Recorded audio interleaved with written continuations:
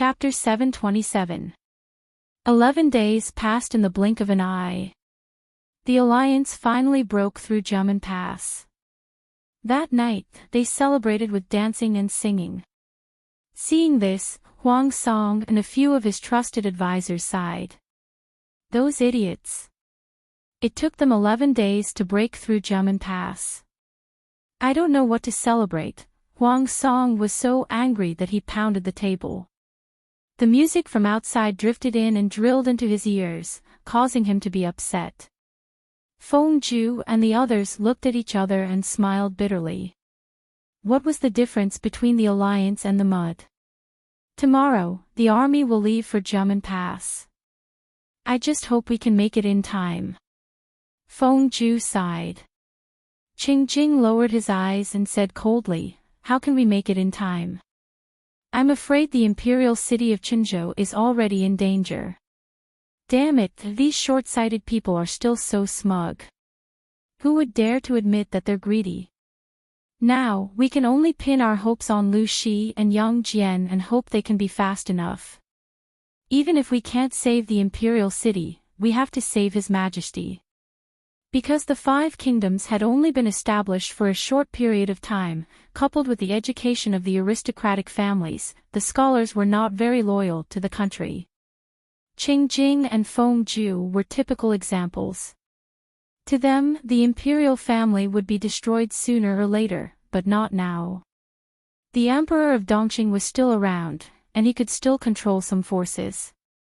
If the emperor was gone, the whole of Dongqing would be ruled by feudal lords. As for Huang Song, he needed to lay low and develop further. He couldn't live without the emperor. Feng Ju sneered and said with obvious sarcasm, I hope so. God bless Dongqing. But God wasn't on Dongqing's side. The fate of the country was almost exhausted. No matter how hard they tried, they could only struggle on. On the second day after the alliance broke through Jiamen Pass, they passed through the pass in high spirits. The imperial city of Qinzhou was in danger. Ever since they moved the capital to Qinzhou, the emperor had planned to build the imperial city into another Shangjing. However, the national treasury was empty, and Prince Changshu had taken the opportunity to interfere. Most of the silver had to be invested in the army. Because there wasn't enough money for construction, the emperor and his concubines had to live in the temporary palace in Qinzhou. Although it was a temporary imperial residence, it was no less luxurious than the imperial palace in Shangjing. The emperor and his concubines could still live a befuddled and luxurious life. The emperor did not need to care about the war outside. He only cared about his own enjoyment. He embraced beauties, drank wine, and enjoyed himself. A luxurious life required the support of money, but how could he raise enough money for his extravagant spending? The emperor simply moved the secret practice of selling official positions and titles to the surface. Every official title was clearly marked at a price. The emperor's table manners were ugly and shameful to the aristocrats. The emperor had 3,000 beauties by his side, but the one he doted on the most was the former imperial noble consort, the current Empress Hui Jun. When talking about the Empress, many officials were filled with love and hate, gnashing their teeth in anger. Why was it a love-hate relationship? Because, as long as she was present, the emperor's violent nature would be greatly restrained, and he would not easily draw his sword to kill. Many officials were about to be executed by the emperor. It was all thanks to Empress Huijun's plea that their entire families were spared from the death penalty. Logically speaking, the officials had more or less received the Empress' kindness, so why did they still hate her? When Empress Huijun was still the imperial noble consort, she plotted to murder the previous empress and seduce the crown prince, causing the relationship between the emperor and the crown prince to fall apart.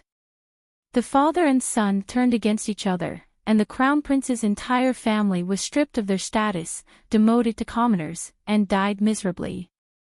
As for the crown prince himself, he was beheaded by the furious emperor, and he died with his eyes wide open.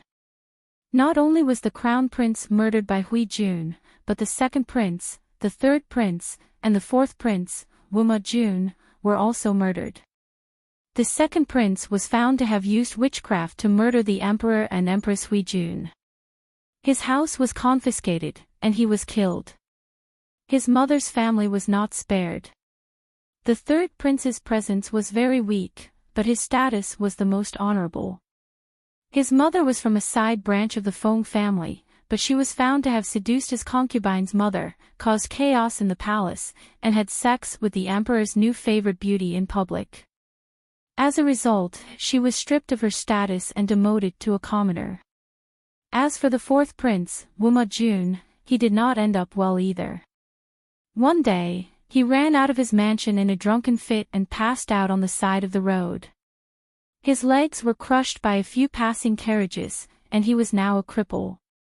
Many imperial censors investigated and pointed the finger at Empress Hui Jun, but the emperor was deeply infatuated with her and did not listen to them at all. The court was in chaos, and everyone was panicking. The Meng family of Zhangzhou changed sides overnight. Prince Changshou, who was originally in a state of decline, made a comeback and defeated the Qinzhou army. The emperor drank until he was drunk, and Hui Jun spent all day with him. All the ministers who came to see him ate and went into seclusion. Hui Jun was now seductive to the bone. She seemed angry and resentful, and her eyes were full of charm.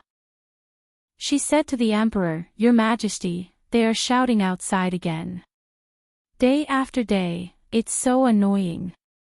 If Jun doesn't like it, find a small eunuch and kick them out." The emperor touched Hui Jun's delicate, boneless hand with intoxicated eyes. At the mention of those noisy imperial censors, he felt a wave of irritation. Bad news came from the front line every day. It was fine if those ministers could not share his burdens, but they liked to meddle in the affairs of his backyard. So, he still liked to stay at Hui Jun's place. As long as he enjoyed her body, listened to her gentle voice, and enjoyed that moment of pleasure, he would be willing to die. How could he care about those officials outside who were babbling nonsense? Hui Jun smiled. It was not an exaggeration to say that her smile could topple a city. "Your Majesty, you'd better go out and take a look. If you continue to stay here, I'm afraid the ministers will criticize me again." The more magnanimous she was, the more the emperor hated the ministers. The emperor's eyes were fierce. I won't go. Let them kneel outside until they die. Both of them are useless. They can't share my burdens, and they make things difficult for me everywhere. If it wasn't for Jun's pleas, they would have been beheaded long ago. Would they still be making noise outside? Hui Jun said considerately, "As the person who sleeps beside your Majesty, how can I not understand the troubles in your Majesty's heart? It's just that all the ministers are the pillars of the country. If something happens to them kneeling outside the palace, it will be one more crime to frame me." Alas! The emperor felt sorry for her and wrapped his hands around her soft hands. His heart was full of relief. They misunderstood Jun so much, but Jun still pleads for them everywhere. Unfortunately, the people outside are a group of ungrateful ingrates. How can they deserve Jun's protection? The emperor frowned in his heart. He was increasingly disgusted with those ignorant ministers. Jun is still the best. Chapter 728. The emperor raised his hand to stop her. "I believe you. Ignore the others. I've raised those unfilial sons for nothing. They're all animals who want to kill me. Those vermin who tried to kill their father and usurp the throne deserve to die." The ministers thought that Hui Jun had instigated the fall of the princes and even the death of the crown prince. But in reality, Hui Jun did get involved, but she was just taking advantage of the situation. At most, she was a catalyst and an accomplice. She wasn't the real mastermind. Who was the real mastermind? It was the emperor in front of them. June's body is comparable to the elixirs of immortals. It makes my body lighter and younger, the emperor said obsessively. We're still so young. We can have 8 or 10 children in the future and teach them well. They'll definitely be better than those bastards. Why did the emperor want to kill his sons? First, the princes were young and strong. They coveted the throne, but the emperor was gradually weakening. He was just not satisfied. Second, under Huijun's deliberate provocation and schemes, the princes already had the intention to rebel. The emperor didn't have to be lenient to kill them. For an emperor, which was more important, the throne and his own life? Needless to say, the throne and his life were more important. With the throne and his life, his body was getting younger and younger. As long as he had a woman, anyone could give him countless sons. Rather than saying that Huijun had plotted against the princes, it was more accurate to say that the emperor had made Huijun the scapegoat and used her to kill his sons. Your Majesty. Huijun nodded shyly, seeming to be angry but not angry. When the emperor saw this, he laughed from the bottom of his heart and easily picked up the beauty. The two of them rolled into a ball on the dragon couch. The interweaving breathing created an atmosphere that made one's face and ears red. Their clothes were in tatters, and fragrant sweat continuously. Another day passed. An elite army of more than 20,000 soldiers descended from the sky and surrounded the imperial city of Qinzhou, which had been emptied of soldiers. War raged inside and outside the city. The common people ran in fear.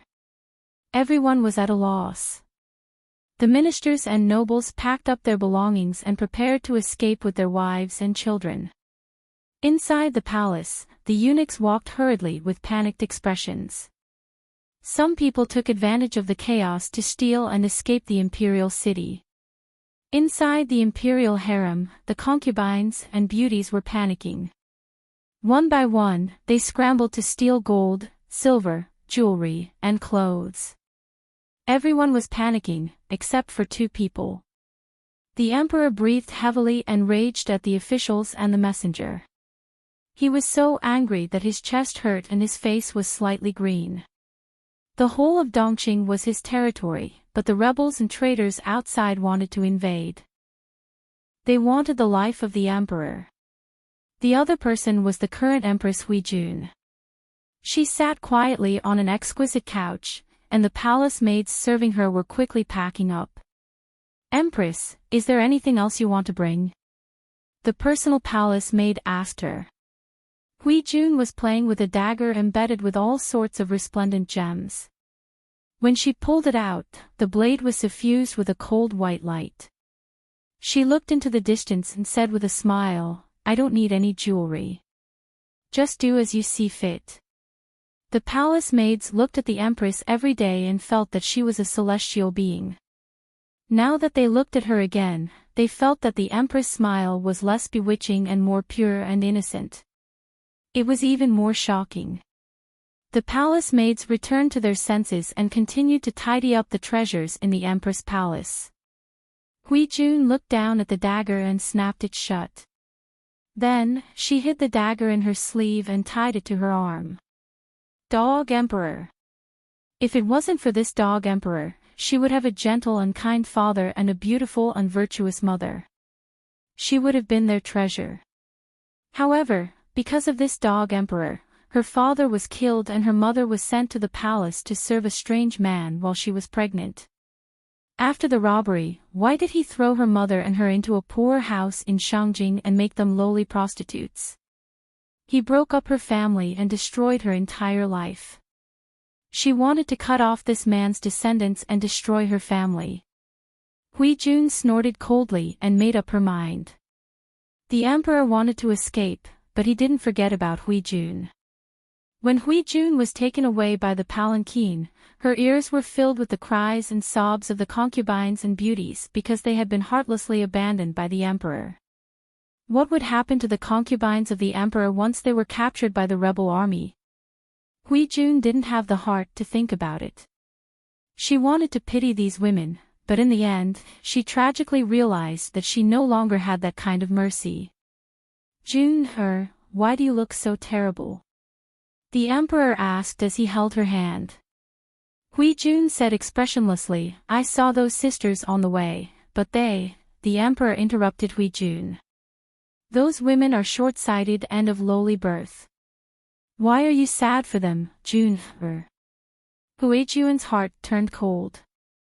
Those women were all women that the emperor had recruited into the palace through various means, but now he had abandoned them like a pair of worn-out shoes. She said, I was just feeling sentimental for a moment. Things just grieve for their own kind. The emperor hugged her and gently comforted her. Jun, don't worry. I will never let you down. I will definitely protect your safety. Hui Jun nestled in his arms and revealed a blissful smile. However, her eyes were still cold, without a hint of a smile. The emperor and the ministers sneaked out of the city under the protection of the imperial guards. After all, Prince Changshuo's elite army only had about 20,000 men. It was impossible for them to surround the entire imperial city. Unfortunately, their whereabouts were still exposed after 2 days, and the enemy caught up again. The army that caught up with the emperor was the vanguard of the cavalry. More than 10,000 imperial guards were solemnly waiting in formation against the enemy. Outside, there were the sounds of killing and screams. The emperor's face was pale. He could only obtain some peace by holding Hui Jun's hand tightly. Your Majesty, you are the true son of heaven. You will definitely be safe. The emperor patted Hui Jun's hand, and his pale face softened slightly. At first, the imperial guards were still able to resist the attack of the cavalry vanguard. However, as the number of enemy reinforcements increased, the imperial guards gradually lost their strength. The defensive line was broken, and there were heavy casualties. Not only were there the screams of the soldiers outside, but there were also the screams of the ministers' families. The emperor's face gradually turned from pale to green, until a head flew into the dragon carriage. Your Majesty, the reinforcements of the rebel army are coming. We can't hold them off anymore. The emperor could not sit still anymore. He asked the eunuch to prepare ordinary clothes for him, and planned to let the men of sacrifice protect him to break out of the encirclement. However, if that was the case, Empress Hui Jun would not be able to take him away. His eyes turned cold, as if recalling something from the past. He asked someone to prepare white silk wine for Hui Jun. After hearing this, Hui Jun's face turned pale. She smiled sadly. I am willing to wait for you on the bridge of helplessness. I'm sorry, I still let you down. You are the Empress. You cannot be humiliated by the rebel army. Do you understand? I understand. There were faint tears in Hui Jun's eyes as she leaned affectionately in the emperor's arms. Your Majesty, before I die, I have no other wish. I only hope that your Majesty can hear the story of my past. If I can live completely in your heart, I can die without regrets. The emperor was anxious, but under Hui Jun's reassurance, he became more patient. Speak. Hui Jun stroked the side of his face affectionately with her left hand, and the dagger in her right sleeve slipped into her palm. Puff. Chapter 729. You. Vile woman, the emperor had just been regretting losing Hui Jun, but in the next second, this woman thrust a dagger into his heart. He used all his strength to try and break free. His eyeballs almost popped out of their sockets, and he soon stopped breathing. Hui Jun sneered. Her blood-stained face broke into a carefree smile that had never been seen before. Her voice trembled as she went mad. Dog Emperor, do you know how much I hate you? As she spoke, she thrust the dagger in her right hand into his heart. She twisted the hilt and crushed his heart. Blood flowed from the wound and dyed her hand bright red. Her slender fingers were the color of red agate. My hatred for you runs deep into my bones. You ruined my entire family and my life. Dog Emperor, you deserve this. You can die with everlasting regret. Open your eyes and watch. Your empire will follow you to hell. Don't forget who killed you in front of the King of Hell. The Emperor widened his eyes and breathed his last. Huijun pressed him to the ground and used all her strength to push the dagger into his heart. Then, she cut to the side and pulled open the wound. Your Majesty, open your eyes. Look, your blood is red, and so is your heart. I thought your heart had long been dyed black and filled with sludge. Huijun put her right hand into his chest through the wound and said with a silly smile, Your Majesty, open your eyes and take a look. Clang! The sound of something falling alarmed Huijun. She turned her head abruptly. Her beautiful eyes were no longer seductive. Instead, there was only ferocity left. She looked like a ferocious ghost that had crawled out of hell. The eunuch was looking at her in fear. There was a tray of clothes at his feet. It was prepared for the emperor to escape with his life. Huijun clicked her tongue and laughed. You saw it. The eunuch was so frightened that he fell on the floor of the carriage. He stammered for a long time before shouting uncontrollably, His Majesty is dead. His voice was loud and shrill. The surrounding guards heard it and felt a chill in their hearts. Their morale plummeted. The enemy took advantage of the situation to attack. His Majesty is dead. His Majesty is dead. His Majesty is dead. The little eunuch rolled and crawled out of the dragon carriage, crying and wailing. When he got off the carriage, he even fell down hard, causing him to see stars. Ignoring the pain, he staggered to his feet and continued to run for his life, as if there was a terrifying ghost chasing after him. When the officials heard the news, they almost fell to the ground. Their faces were filled with disbelief. The rebel army hadn't even reached the center. How could His Majesty die? How was this possible? How did His Majesty die? Because of this eunuch's report, the imperial guards were distracted and their resistance was weak. Soon, they were torn apart by the rebel army and were utterly defeated. Amidst the chaos, the rebel general rushed all the way to the dragon carriage. He leaped onto the dragon carriage and lifted the curtain. His eyes almost popped out of his sockets. He saw a fat man in a dragon robe lying on the ground. Fresh blood flowed out of his chest, making him look like a piece of pork stained with blood. This should be the emperor. The general pondered and shifted his gaze to the peerless beauty beside the emperor. With just one glance, he felt that his heart had fallen into the other party's starry eyes, and he seemed to hear the sound of hundreds of flowers blooming in his ears. It was love at first sight. Admittedly, he had seen many peerless beauties, but in front of the woman in front of him, all the beauties in the world paled in comparison and became dull. I am the mother of the nation.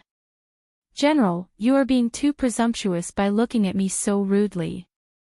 Huijun sat upright and secretly clenched the dagger in her sleeves. The blood on her skin had already been wiped clean by her. She had suffered too much humiliation in her life. She felt that it was dirty. Now that she was going to the underworld, she wanted to go clean and beautiful. The emptiness after getting her revenge made Huijun want to commit suicide. Living was too tiring. She was about to commit suicide when she didn't expect an unfamiliar rebel army general to barge in. This made Huijun's heart sink. However, thanks to the appearance of this rebel army general, Huijun regained her rationality and decisively gave up on the decision to quietly die. The previous Akeo had died long ago. The Huijun who lived was only for her Langjun, because this life was given to her by her Langjun. Unless her Lang Jun gave her permission, she had no right to dispose of this life, let alone commit suicide. No matter how difficult it was, she had to live. Mother of the nation. So you are the Empress. What a coincidence. The young general's eyes turned. His words were disdainful, but he secretly felt that it was a pity. Such a beautiful woman should have been treated carefully by the most magnificent man in the world. How did she end up with a man with a fat head and a pig's brain? Hui Jun looked at the man calmly. She smiled sweetly and her eyes were full of charm. I am the mother of the nation. General, are you going to treat me like a normal concubine? The man thought that Hui Jun would panic and cry or lose her composure and beg for mercy, just like the beautiful concubine who had been captured in the imperial city of Qinzhou. However, he didn't expect Hui Jun to have such a reaction. She didn't look like a prisoner at all.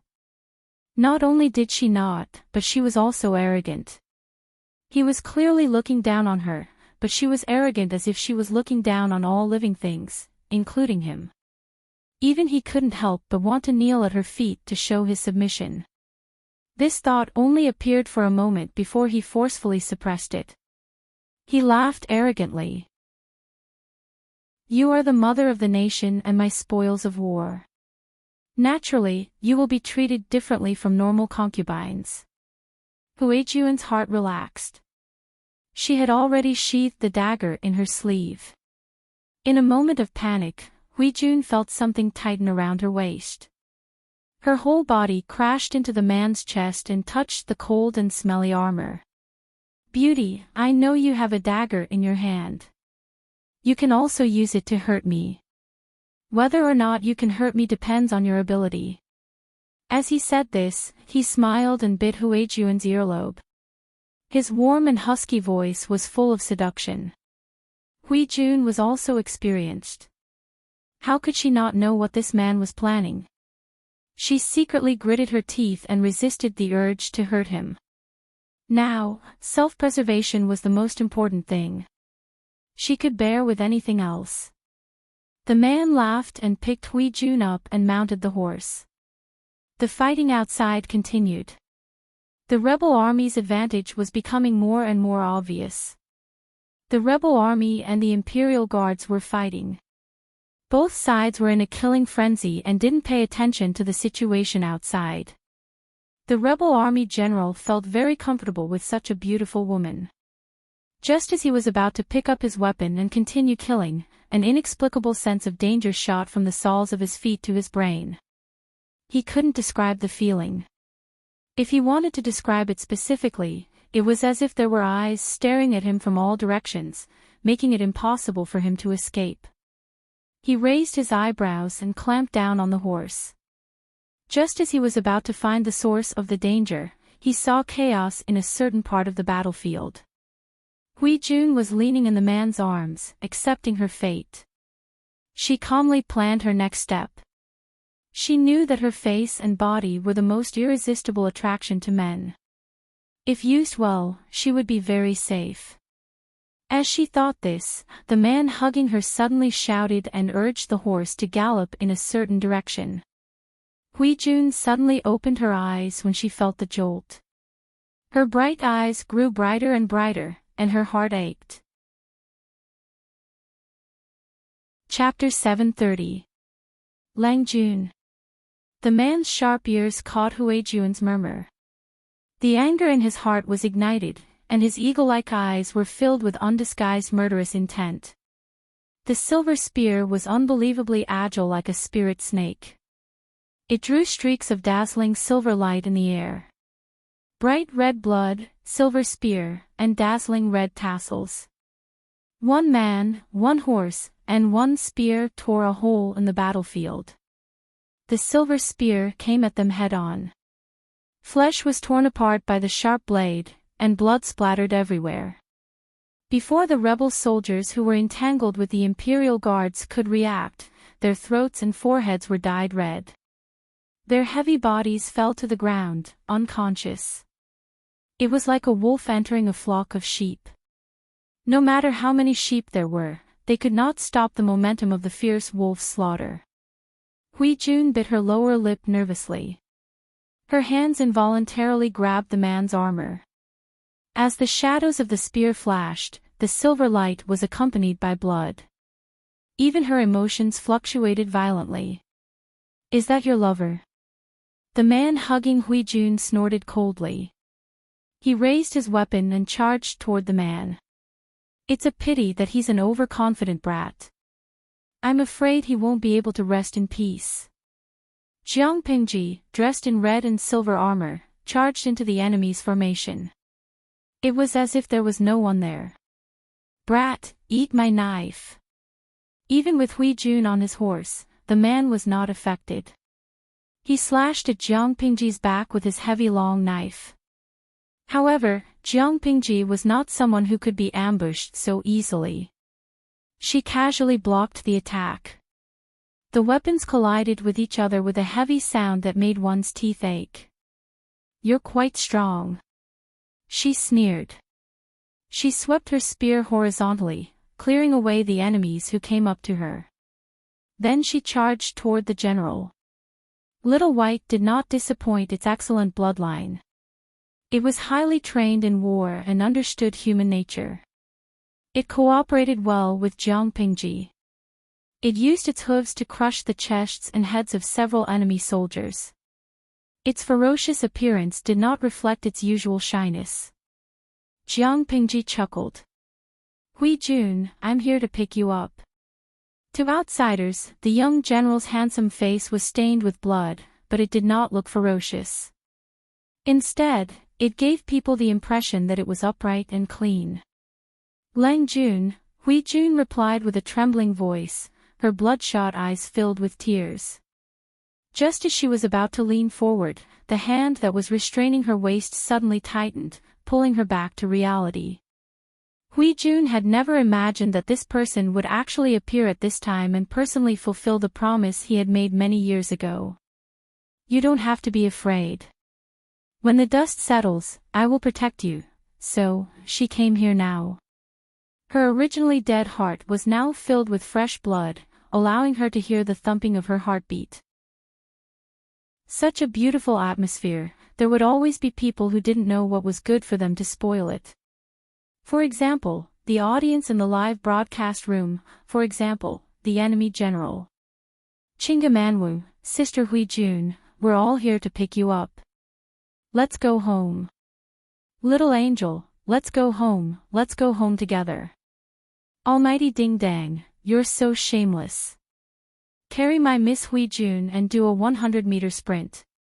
Don't even think about coveting her. Yen Rian, ha. You stinky square-faced man, let go of my big sister Hui Jun.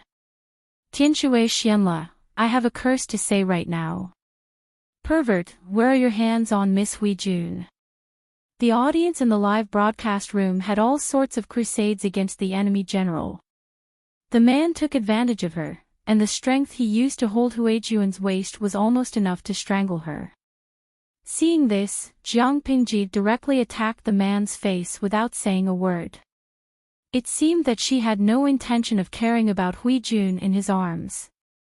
The man laughed loudly and advanced instead of retreating. "You came at the right time." A young boy who hadn't even fully grown his pubic hair dared to snatch his woman. Clang! The sound of weapons colliding rang out. The ear-piercing high-pitched sound traveled into her eardrums.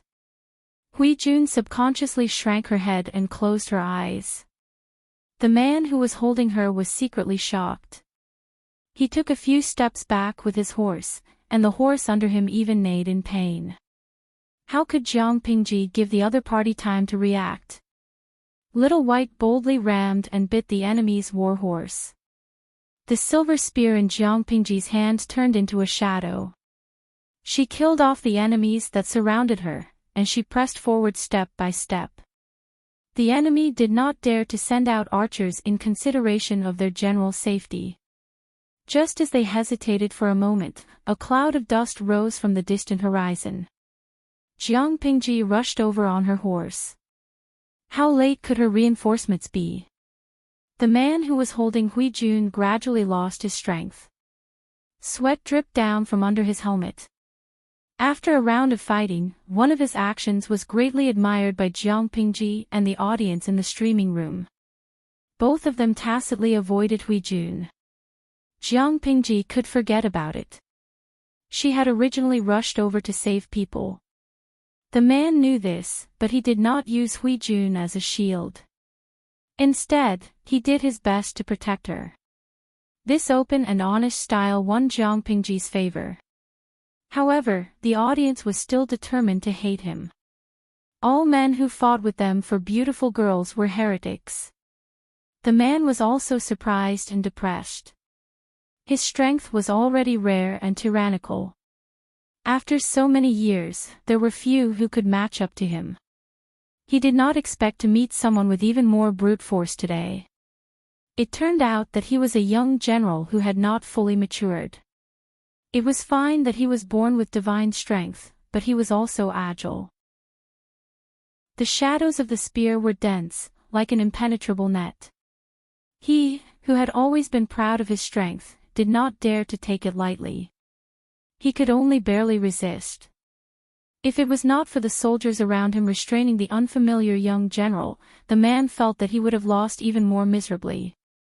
He had to empty one hand to hold Hui Jun and the other to hold the weapon. It was already sore and limp from frequent collisions. The muscles on his arm had swollen to the point of showing signs of blood. Hui Jun also noticed the situation. She hurriedly and frantically said, "I'm sorry." At that moment, the man's attention was completely focused on Jiang Pingji. He could not spare any extra attention. Hui Jun pulled out a dagger from her sleeve and slashed the man's thigh. While he was panicking from the pain, she leaned over and pounced on Jiang Pingji. "Oh my, you're not afraid of death." Jiang Pingji carefully noticed Hui Jun's movements. She had long prepared to borrow him, but she still lectured him. The man who had been tricked by Hui Jun came back to his senses. A trace of unwillingness flashed across his face.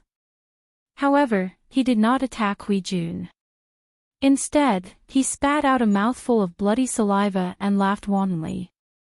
"You dare to snatch a woman from me? You have guts. Tell me your name. If I'm in a good mood, maybe I'll leave you with a whole corpse." Jiang Pingji protected Hui Jun in her arms. If she was allowed to stay on the horse, who knew if she would become a target for arrows? "Ha, aren't you afraid of cutting your tongue when you talk big?" Jiang Pingji dealt with the enemy troops with ease. At that moment, she had already tried to break out of the encirclement and regroup with the army. The rebels had no more scruples. Several cold arrows were aimed at her vital parts. Jiang Pingji lowered her voice and said to Hui Jun, "Hold me tight. Be careful." Chapter 731. Jiang Pingji gave Little White an order. Little White was as excited as if it was on drugs. It charged into the crowd with its hooves. Jiang Pingji cooperated and shot down the arrows that were sneaking up on her and Little White. Little White not only ran fast, but it also changed its speed midway. When its hooves kicked, it took away a life with each hoof. When the human and the horse worked together, they were like the god of death. The imperial guards nearby were helping to restrain the rebel army. They could not focus on her. Under such conditions, Jiang Pingji was even more skilled and at ease. The number of souls that died under her spear kept increasing. She and Hui Jun, who was in her arms, were almost covered in blood, but they were surprisingly unharmed. "Bring me my bow and arrows." The young general spat. His right hand, which was holding the weapon, almost lost all feeling. Watching Jiang Pingji's back gradually disappear, he nocked an arrow and drew his bow. He aimed at Jiang Pingji's back. The two-stone-heavy bow was as light as a feather in his hands. The arrow left the bowstring and broke through the air. It was a dazzling arrow. At that moment, besides his arrow, there were dozens of other arrows. Jiang Pingji frowned secretly. She shot down the other arrows and hugged Huijun to avoid being hit in the vital areas. In the end, the arrow that should have pierced through her back brushed past her arm. Huijun witnessed the scene with her own eyes. She saw that Jiang Pingji's arm had an arrow wound. Her eyes widened and she clenched her fists. She developed a strong hatred for the general just now. She trembled and said, "Lang Jun, you're injured." Jiang Pingji said nonchalantly, "It's just a small wound. It'll heal in a day or two." It was not that she could not avoid the arrow, but Little White could not keep up with such extreme speed. She still had to worry about Huijun. In the end, she was injured, but it was only a small wound the length of a finger. If the arrowhead had been smeared with poison, it would have caused her some trouble. Unfortunately, the arrow was not poisonous, so she did not need to care. Little White quickly left the enemy's shooting range and quickly entered the area of their support. "My lord." Li Yun and the others' horses were not as fast as Little White. Most of the troops still relied on their two legs to run. How could they catch up? On one hand, they were on tenterhooks, and on the other, they used all their strength to rush back. Their lord actually came back unscathed. With such a willful and reckless master, the life of the subordinates would be shortened by several years. "My heart is so tired, I really want to quit." "I'm fine." Jiang Pingji shook the blood off her spear and said calmly, "His Majesty's carriage and ministers are in front." When Meng Hun and the others heard this, they knew that the target was right in front of them. They led the army and charged forward like wolves and tigers. The Imperial Guards thought that they would definitely be defeated. How could they have known that reinforcements would come to their rescue? As if he had been injected with chicken blood, his spirit was roused, and his depressed aura climbed back to its peak. Everyone's morale was boosted, and they launched a counterattack against the enemy.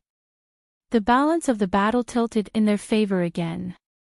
When the enemy general saw this, his face darkened. Just as he was about to raise his weapon to fight, a cold-faced young man came charging at him. Li Yun could tell how dangerous this man was and immediately picked him as his opponent to prevent him from killing ordinary soldiers. Another spear user. The general had just suffered a loss at the hands of Jiang Pingji, and immediately a strange young general jumped out. This made him furious. Hearing the man's words, Li Yun retorted indignantly. "What's wrong with a spear? Did he eat your rice?"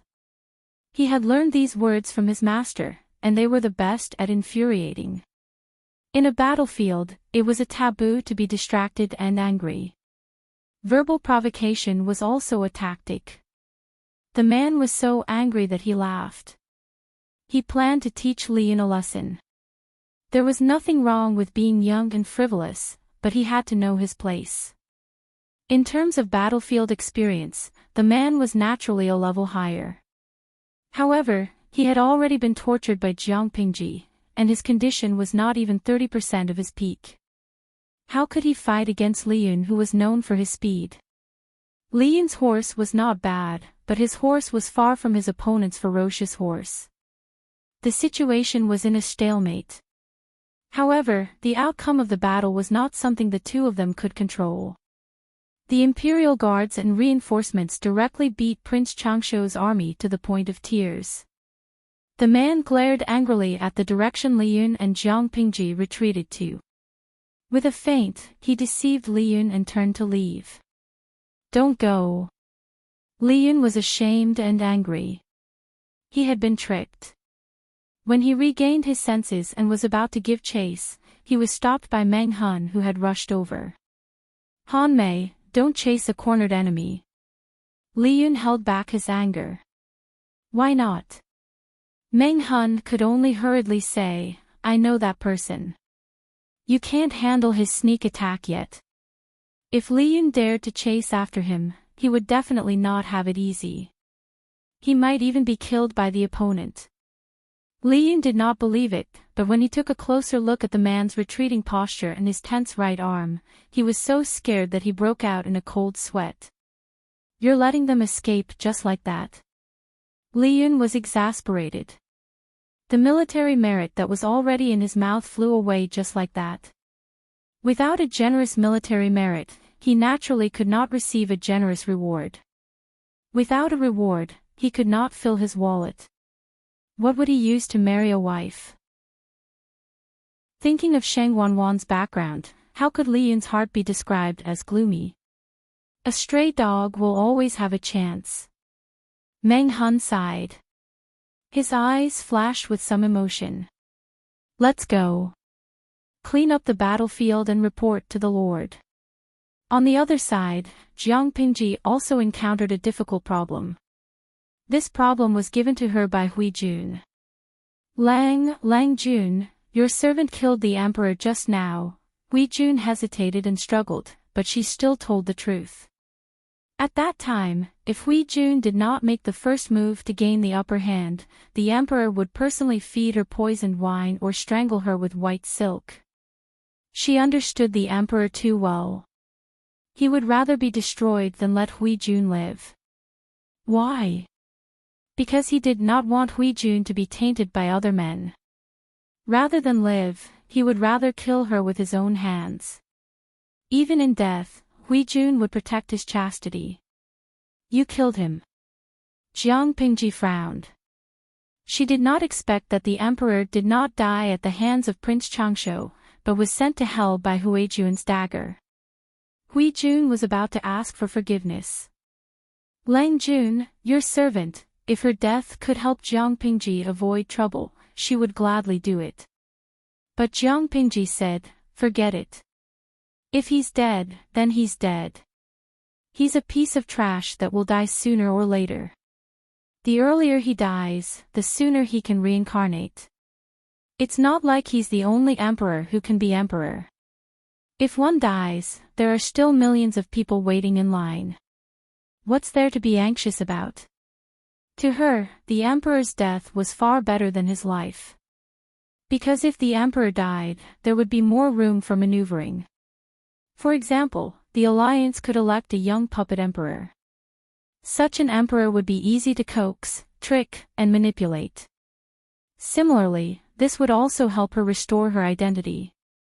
As for rescuing the emperor, her purpose in coming to rescue the emperor was to do business, poach people, and get the title of Wanzhou magistrate. That did not include keeping the emperor alive. Hui Jun killing the emperor had actually helped her greatly. However, as the person who had personally killed the emperor, her existence had to be well hidden. She could plan other things after the limelight had passed. Chapter 732. Jiang Pingji thought about it and decided to hide Hui Jun first so that she could fake her death to avoid detection. Looking at her face, Jiang Pingji raised her hand and wiped the wound on her arm, smearing Hui Jun's clean face with blood. "I'll have to trouble you for the next few days. Once things settle down, I'll make sure that you don't have to worry for the rest of your life." Hui Jun felt the touch on her cheek. After a moment of silence, she said in a low voice, "To me, Lang Jun is more important than a second parent. As long as Lang Jun says the word, even if I have to give up my life, I will have no complaints. I am willing to serve you for the rest of my life." Jiang Pingji raised her hand and pointed between Hui Jun's eyebrows with her index finger. Hui Jun looked up in astonishment, only to see Jiang Pingji smiling and refusing. "No, there will be people who will treat you gently in the future. There is hope as long as you are alive, so why be so pessimistic? There's still a long way to go." Hui Jun clenched her fists in her sleeves and lowered her head. "Yes." Jiang Pingji sent someone to strip a set of clothes off the corpse of the Imperial Guard and let Hui Jun change into it. No matter what, he had to get past this hurdle first. Once the limelight was over, he could change Hui Jun's identity. After finishing this task, he also ordered his personal guard to handle another matter. She asked the guards to search the battlefield to see if there were any female ministers who had been killed by accident. She chose a corpse that was closer to Huijuan's and completely destroyed the face of the corpse. She changed it into Huijuan's clothes and disguised it as Huijuan's corpse. As for whether anyone would suspect it, now, only those with big fists have the right to speak. Those ministers who only have a defeated army dare to make a fuss. My lord, His Majesty is already in heaven. Yan Lin glanced coldly at the messy battlefield and whispered to Yang Jian. Yang Jian's face was still filled with excitement. When he heard these words, he froze on the spot. Bin Tian. Yang Jian choked on his words and couldn't come back to his senses. His Majesty is in heaven. Xiaoyang, what should we do now? Yan Lin's tone was cold and decisive. Let's stabilize the situation first. Don't panic. We just need to cooperate with the alliance and the courtiers to elect a new emperor. If the emperor died, then so be it. In any case, the royal family had many backups. As long as the person who ascended the throne was Prince Changshu, everything would be fine. There were not many people or things that Yan Lin cared about. The so-called emperor was not one of them. In Yan Lin's eyes, the merit of supporting the new emperor was no less than saving the emperor's life. The former was easier. Yang Jian's heart felt stifled, but the emperor's corpse was already cold. No matter what he did, he could not change the truth. Both armies were well trained. Although they had never cooperated with each other before, they did not hold each other back. After working together to repel the enemy, no one pursued them. Instead, the first thing they did was to comfort the frightened ministers and their families. Feng Zhen, Yang Si, and Yan Lin were in charge of dealing with the courtiers. The work of using their brains was naturally left to these scholars. Xiaoyang, I sneaked a peek at His Majesty's body. He died a terrible death. It doesn't look like he was killed by the enemy. Yang Tao had taken advantage of the chaos to sneak a peek at the corpse. There was an exquisite and luxurious knife in the emperor's chest, and his heart had been squeezed out. Yan Lin looked calm. It doesn't look like they were killed by the enemy. Yang Tao nodded vigorously. It doesn't look like he was killed by the enemy.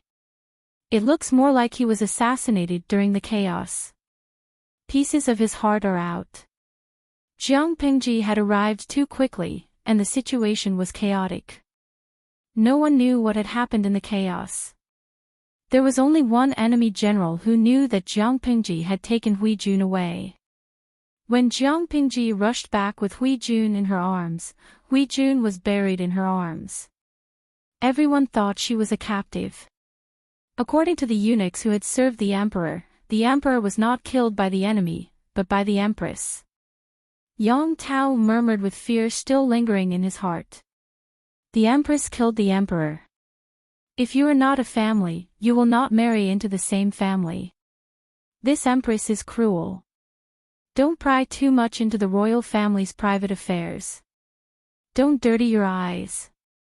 Yan Lin's expression was calm and emotionless. Yang Tao replied obediently, Okay, I understand. The more I say, the more wrong I will be. I will speak less in the future. Jiang Pingji hastily treated her wound and wrapped her arm with a clean cloth.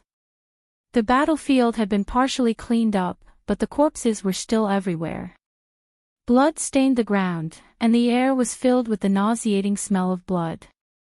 With her sharp eyes, she saw a few middle-aged men dressed as officials surrounding Yang Si and the others.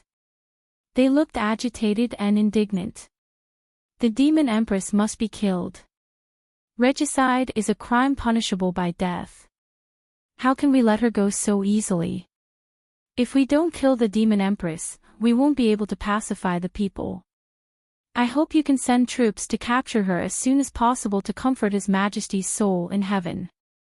Jiang Pingji walked forward, and the officials looked displeased. They were in the middle of a serious discussion, and this insensible young general dared to interrupt them. She was about to say that the commoners were not allowed to come near, but Yang Si and Fengzhen bowed to her. "My lord. Who are we going to kill? We can hear it from afar." Jiang Pingji was satisfied to see the officials' expressions as if they had eaten a fly. "His Majesty is in heaven, and the officials have said that the Empress is the murderer. But in this chaos, it's really difficult to find the murderer." Yang Si and Fengzhen were tired of the officials. They had no ability, but they were good at commanding people. It was fine to give orders, but they were giving orders blindly. They and Yang Jian's troops had a total of 25,000 soldiers, and they had just suffered some losses. It was already difficult enough to protect the officials and their families with such a small number of soldiers. Later, they would have to escort the emperor's body back to the imperial city of Qinzhou and drive away the enemy troops in the city. They were severely understaffed. These officials, who took advantage of their seniority, wanted to overstep their authority and asked them to send troops to find the empress who had killed the emperor. Wasn't this telling Prince Changshu, "Come, we are understaffed. Hurry up and send someone to attack us"? Thinking of this, Yang Si and the others didn't know what to say. However, these were all old officials in the court. They were old and respected, so they couldn't be treated lightly. They could only respond to them. Jiang Pingji's eyes moved, and she calmly glanced at the officials. Her eyes were calm, but the blood on her body and the murderous aura that hadn't dissipated made them nervous and subconsciously feel weak. Jiang Pingji stared at them and said, "Their words are not unreasonable. His Majesty's death is a matter of national mourning. We can't let the murderer go so easily. As for the Empress, there seems to be a body that fits the criteria, but the body was almost trampled by people and horses, and it was beyond recognition. Only the clothes on the body can identify it. Why don't you go and identify it?" The officials looked at each other. They were all experienced people, so how could they not see that Yang Si and the others were just being perfunctory? They were all prepared for a long war, but they didn't expect Yang Si and the others to be so easy to talk to. "Thank you." The few old officials bowed and expressed their gratitude with great sincerity. Chapter 733. As soon as he finished speaking, 2 armored soldiers carried a simple stretcher over, one in front and one behind. Several ministers secretly craned their necks to see what was going on. The person on the stretcher was covered with a layer of white cloth, but there was blood dripping from the bottom. Pieces of flesh fell from time to time. This situation caused the eyes of the old ministers to twitch, and a bit of fear arose in their hearts. Before they could say anything, Jiang Pingji asked someone to remove the white cloth, revealing the corpse inside. The head was colorful. Blood and brain matter mixed with skull fragments. The body below the neck was no longer what it was. Only the color and material of the clothes on the body could be seen. One look and you could tell that it was not something an ordinary person could wear. The ministers' faces turned green, and some could not help but turn their heads and retch. They weren't the only ones who vomited because of the hardcore scene. Even Jiang Pingji's advisor was so shocked that his face turned pale. The bullet screens in the streaming room were overwhelming. The audience tried to use the bullet screens to cover up the horrible scene. The disgust index was off the charts. Pingji's wife, "Oh my God, I'm scared to death." The scene in the streaming room is scarier than a supernatural thriller. "Xinjia, host, can we discuss something? Can you give us a warning before the high-energy scene?" Blood-stained rose thorn, I forced myself to watch the scene of the streamer slaughtering her way in and out. In the end, I kneel before a corpse. To be honest, I'm so scared that my hair is about to stand up. I heard that Guijia is censoring the violence. Wouldn't the streaming room be forced to censor such a violent scene that could give people a heart attack? To be honest, the Ring of Death is not that scary. Gue Kai Guo Fengxiu, the host streaming room has been running for so many years. It would have been censored a long time ago. And Changhuan, as an emergency nurse, I've seen many car accident scenes. I thought I had a high tolerance level and that there was nothing in the world that could scare me to tears, until I entered this live stream. I hugged my chubby self with a heartache. The audience in the streaming room had a big reaction, but Jiang Pingji was still indifferent. She had seen all kinds of scenes. This bloody scene was a piece of cake for her. She asked the old ministers calmly. Look carefully. Is this the Devil Empress corpse? A few of the old officials were as pale as snow. Some of them had to be supported to stand. They deeply suspected that Jiang Pingji was doing this on purpose. Even the corpse's mother wouldn't be able to recognize it, let alone them. They didn't have any special abilities, so how could they identify the owner of a corpse that had been trampled into mud? However, the Empress was indeed wearing this set of clothes. Looking at the person's height, it seemed to fit. An old official could not bear it any longer. He covered his face with his sleeves, unable to bear to see the tragic state of the corpse. Jiang Pingji secretly curled her lips into a faint smile. You guys are so blind. Can't you see that this corpse has dirted the eyes of the noble? What are you still standing there for? Take the corpse away and bury it properly. We'll deal with it later. In my opinion, the most important thing right now is to take back the imperial city of Qinzhou as soon as possible and save those who haven't retreated yet. As for this corpse, it won't grow wings and fly away. The old ministers agreed. That makes sense. In any case, the demon empress was already a corpse and couldn't be any more dead. There was still time to settle the score in the future. The enemy's attack was too sudden. The people in the city barely had time to react. The emperor could only take the ministers and their families with him. The other officials had no time to evacuate and were all abandoned in the city. The longer they were delayed, the more danger they would be in. Just as Jiang Pingji said, they should turn around and fight their way back to the imperial city as soon as possible to minimize their losses. The emperor couldn't be the only commander in the imperial court. He had to rely on a large number of ordinary officials to support him. More importantly, the ministers exchanged glances with one another, their expressions so solemn that water could drip out of them. The emperor had passed away so suddenly that he didn't have time to leave behind any edicts for his successor. As the old ministers that the emperor had relied on, they had to choose a successor as soon as possible to stabilize the court. They couldn't let the traitors get away with it. The emperor had 4 sons. The eldest prince had been killed, and the second prince had cursed the emperor and the empress with witchcraft. After the truth was revealed, his mother's family was implicated, and the emperor ordered her to be exterminated. The second prince had also been imprisoned and died of an illness. Now, only the third and fourth princes were still alive. The fourth prince's legs had been crushed by a carriage. He was already a cripple who couldn't stand up. How could he ascend the throne? After careful consideration, only the third prince, who had been demoted to a commoner, was the most suitable candidate. But now that the war was in chaos, if they didn't go back to rescue him, the third prince might have already been killed. If that was the case, who would inherit the throne? It was easy to imagine that there would be a bloody battle. The ministers had a beautiful idea, but they didn't know that Jiang Pingji wasn't just there to rescue the emperor.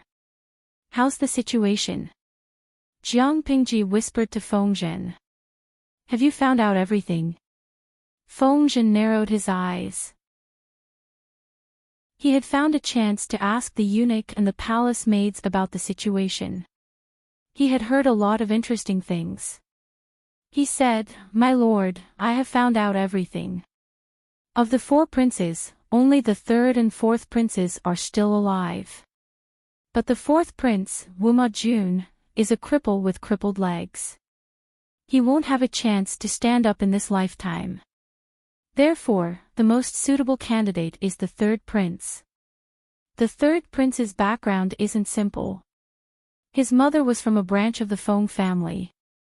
If he ascends to the throne, I'm afraid it will be troublesome. Jiang Pingji sneered. To put it nicely, they are a branch of the Feng family. To put it bluntly, they are unrelated blood relatives. So what if the third prince ascends to the throne? Will the Feng family use all their power to help him? Naive. It's more realistic to dream. She wasn't the only one who saw it clearly. The Feng family saw it even more clearly. Dongqing was rotten to the bone. There was no way to save it. Even if the third prince ascended to the throne, would the feudal lords, who had a lot of troops, surrender obediently? Just one question. Why? Why would the feudal lords hand over their lives? Because they had been living off Dongqing's salary for a few years. How shameless! Jiang Pingji continued, the Feng family is full of shrewd people. They won't take the risk. Dongqing is rotten to the bone. There is no way to save it. If they are dragged into the court's dispute because of the third prince, I'm afraid, the Feng family, which has been passed down for thousands of years, will come to an end. Therefore, you don't have to worry about the Feng family. But Zisher is right. If the third prince ascends to the throne, it will indeed bring some trouble. If an adult emperor sat on the throne, it would indeed be more difficult for Jiang Pingji to be the official magistrate of Wanzhou. So, the third prince, I'm sorry. Chapter 734. Cut the weeds by the roots. Jiang Pingji tilted her head and looked at him. She squinted her eyes lazily and opened her mouth. Do you even need to ask? If you don't cut the weeds by the roots, they will grow again in spring. I won't do something like nurturing a tiger and inviting calamity. Do it cleanly and cleanly. Feng Zhen was about to leave when Jiang Pingji suddenly remembered something and called out to him. Right, kill the fourth prince as well. Feng Zhen was surprised. The fourth prince was already a cripple with both legs. It was impossible for him to ascend to the throne. Despite his doubts, Feng Zhen didn't question her. The subordinates could only follow the orders given by their lord and run the errands. One death was death. Two deaths were also death. The third prince and the fourth prince died together, which could be considered as fulfilling their brotherhood in this lifetime. Jiang Pingji saw Feng Zhen walk away and sneered. Why did she include the crippled fourth prince? He was the son of the fake Wang Huiyun. She had the help of the system and wouldn't die easily. Who knew if she would come up with some evil plan to cure the fourth prince's legs? When Jiang Pingji killed the third prince, Wuma Jun would be the only one left, and the throne would rightfully fall to him. She didn't want to cause trouble for herself. She had to be cautious. She couldn't do something like making a wedding dress for someone else. If Wuma Jun's legs were really healed and she killed the fourth prince, would that time traveler woman vomit blood? She didn't know if she would, but she would definitely be depressed. Iji Miji, my streamer is so cool as a villain. She directly murdered a prince, awesome. Zhuge Du, that's amazing. I feel like my worldview has been led into the gutter by the streamer. I actually thought she was super cool when she was secretly discussing the plot with Feng Zhen. This is probably the charm of a villain. It feels so good to beat up a little kid. I live next door. I surnamed Wang. How does the streamer look like a villain? Villains don't have a good ending. Our streamer is the main female lead. Lao Wang is not as good as Lao Song Chang. How is she the main female lead? She's obviously the main male lead. She's so handsome that I can't close my legs. Zhen has a sword, what? Pingji, your majesty. All the other women have been taken away. When are you coming to marry Bao Bao? Xingyue, say no more. Draw your sword, love rival. Prince Changshuo's army was stopped midway and suffered heavy losses. They had no choice but to retreat to the imperial city of Qinzhou. They burned, killed, and looted, almost releasing the most evil part of human nature. Smoke and fire filled the air, and the sound of crying filled the air. The once rich and luxurious capital was now filled with smoke and fire. It was a complete mess. Due to the military order, the enemy did not dare to make a move on the people of the rich and powerful families. At most, they would rob them of their money and maids. They did not dare to touch the proper madams and noble ladies, and the ministers and high-ranking officials also avoided them as much as possible. They were worried about these officials because Prince Changshu still needed them to fill the ranks of the new imperial court.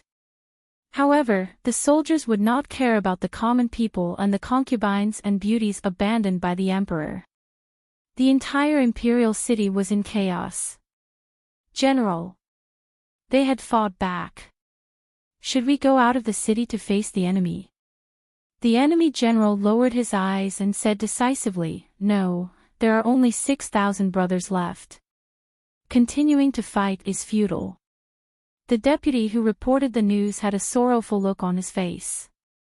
General, are we just going to endure it? The general sneered, endure. Revenge is a dish best served cold. There will always be an opportunity. Retreating is just to find a better opportunity. A lack of forbearance in small matters would spoil great plans. When it was time to endure, one could not act impulsively. When it was time to give up, one could not be overcautious. The current situation was not in their favor. If they continued to fight, they would be completely annihilated. The best thing to do now was to meet up with the main army as soon as possible. The general decisively gave the order to abandon the city and escape. Before abandoning the city, he ordered his men to take away all the officials who had not escaped in time. Without these mainstay officials, the imperial court would be nothing more than an empty shell. How long would it be able to survive? Little did he know, his action had actually helped Jiang Pingji greatly. 2 hours after they left, Jiang Pingji and Yang Jian's army arrived. The city was in ruins. The once luxurious palace was now in ruins. It was like hell on earth. On both sides of the road, there were many dead palace maids with disheveled clothes. Many eunuchs had died tragically, their heads separated from their bodies. My lord, there are probably no more enemies in the city. We can send someone to do that first. It'll be easier to do it later. Feng Zhen had not yet entered the city. He looked at Jiang Pingji and said in a low voice, we can't afford to lose this opportunity. If they did not kill the princes while everyone was distracted, it would be troublesome later. Okay, I understand. Keep Yan Lin busy. Don't let him know. Feng Zhen chuckled. Yan Lin is not a simple man. Even if he knows, he will probably pretend not to know. As long as Yang Jian and Jiang Pingji's interests did not conflict, Yan Lin had no reason to stop them. Feng Zhen and Yan Lin commanded and stabilized the situation in the city. They put out the fires, rescued the people, and cleaned up the rebels. Yang Si was in charge of dealing with the old officials. He led his men to catch up with the main army and buy time. Their lord was an extremely daring person, and the counselor who followed her to fool around was naturally not as timid as a mouse. It was just killing 2 princes. So be it. Yang Si rode on the horse with a smile on his face. He did not have the slightest sense of urgency from the war. In the imperial city of Qinzhou, the 3rd prince was convicted of seducing his stepmother and causing chaos in the palace. He was expelled from the royal family by the emperor. However, his mother was from a side branch of the Feng family. Even though she was now a commoner, his life was not affected. When the imperial city was breached, he was still playing with the birds in the garden. It was not until the housekeeper came to report that he realized the situation outside had changed. He wanted to escape, but the city gate was occupied by the enemy. He could only change into commoner clothes and hide in the haystack of the stable. He barely managed to escape the calamity, but all the concubines, maids, and manservants in his mansion were all killed. It was not that he did not hate them, but he was afraid of death. Even if his beloved concubine was being bullied not far away, he could not muster up the courage to fight to the death. It was not until the enemy had retreated and his mansion was in shambles that he carefully crawled out. The situation in the imperial city of Qinzhou changed quickly. In the blink of an eye, news came in. The alliance had sent reinforcements. The evil Empress was dead. The rebels had been defeated. The emperor had passed away. The third prince's heart beat like a drum when he heard the last piece of news. His two older brothers were dead. His fourth brother, Wuma Jun, had no chance. He was the only one left. As for the matter of him and his stepmother causing chaos in the palace, he only needed to push the blame to the evil empress and he would be able to clear his name. The third prince's limbs were filled with strength when he thought about this. Only when a group of armored elites entered the third prince's residence did he feel completely at ease. "I am the third prince you are looking for." The soldier looked him up and down and asked in a low voice, "Are you really?" The third prince was infuriated and scolded the man. Although the third prince was not very capable, he had been raised in the royal family for many years. Ordinary people could not imitate his nobility. Chapter 735. When the third prince heard this, he felt that something was wrong, but he didn't take it to heart. But, before he could take 2 steps, the leader of the soldiers suddenly stepped forward and blocked his way. The next moment, he felt a sharp pain in his chest. "I'll send you to hell.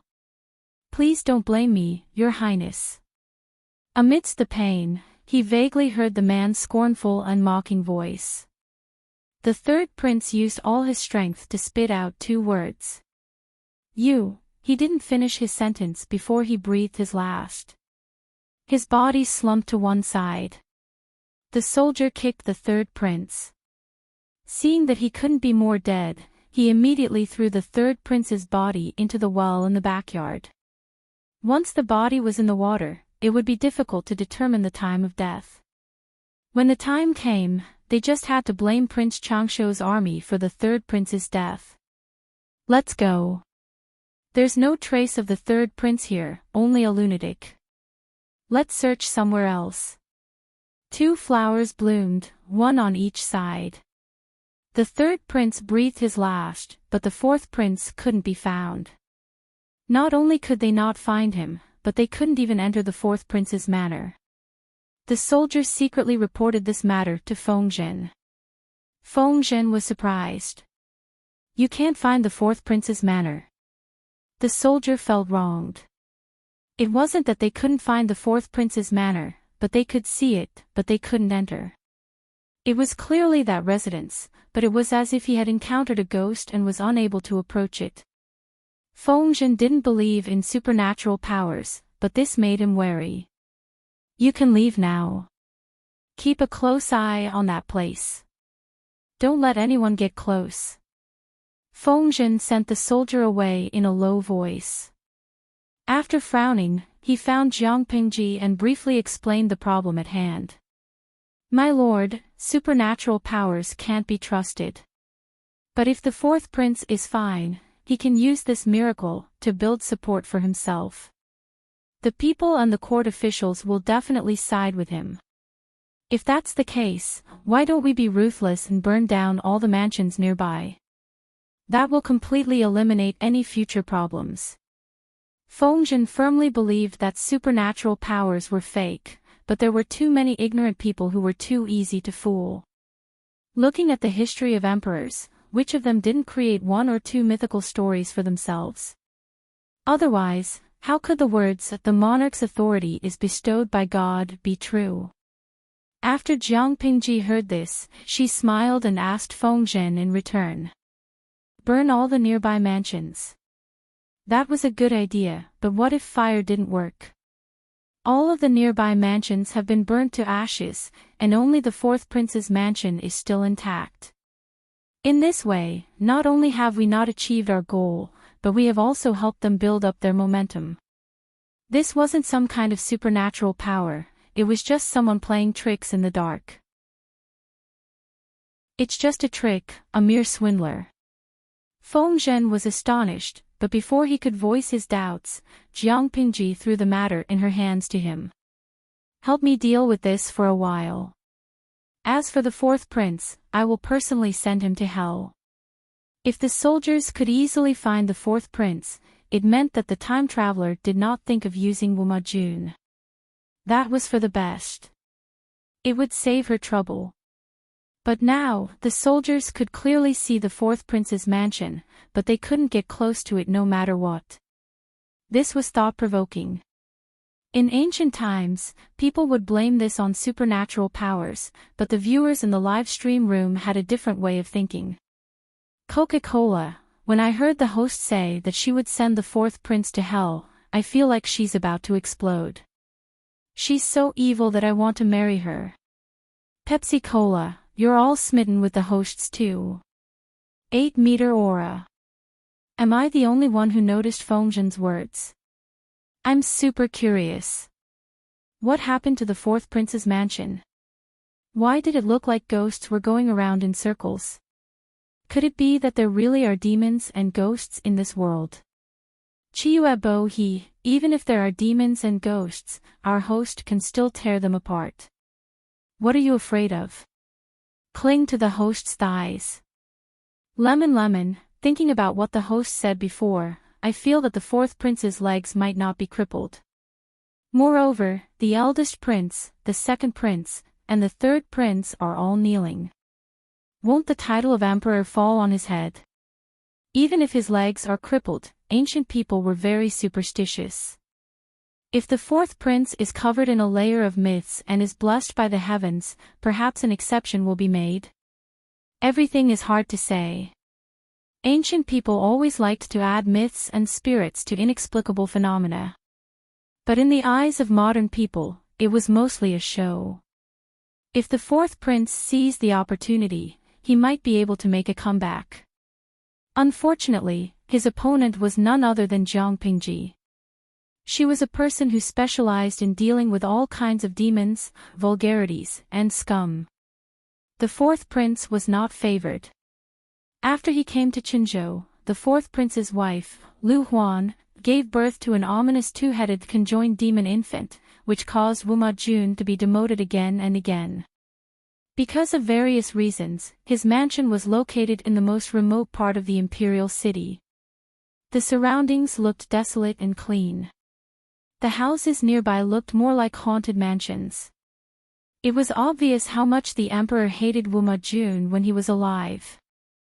Jiang Pingji didn't alert anyone. She avoided all the spies and quietly moved closer.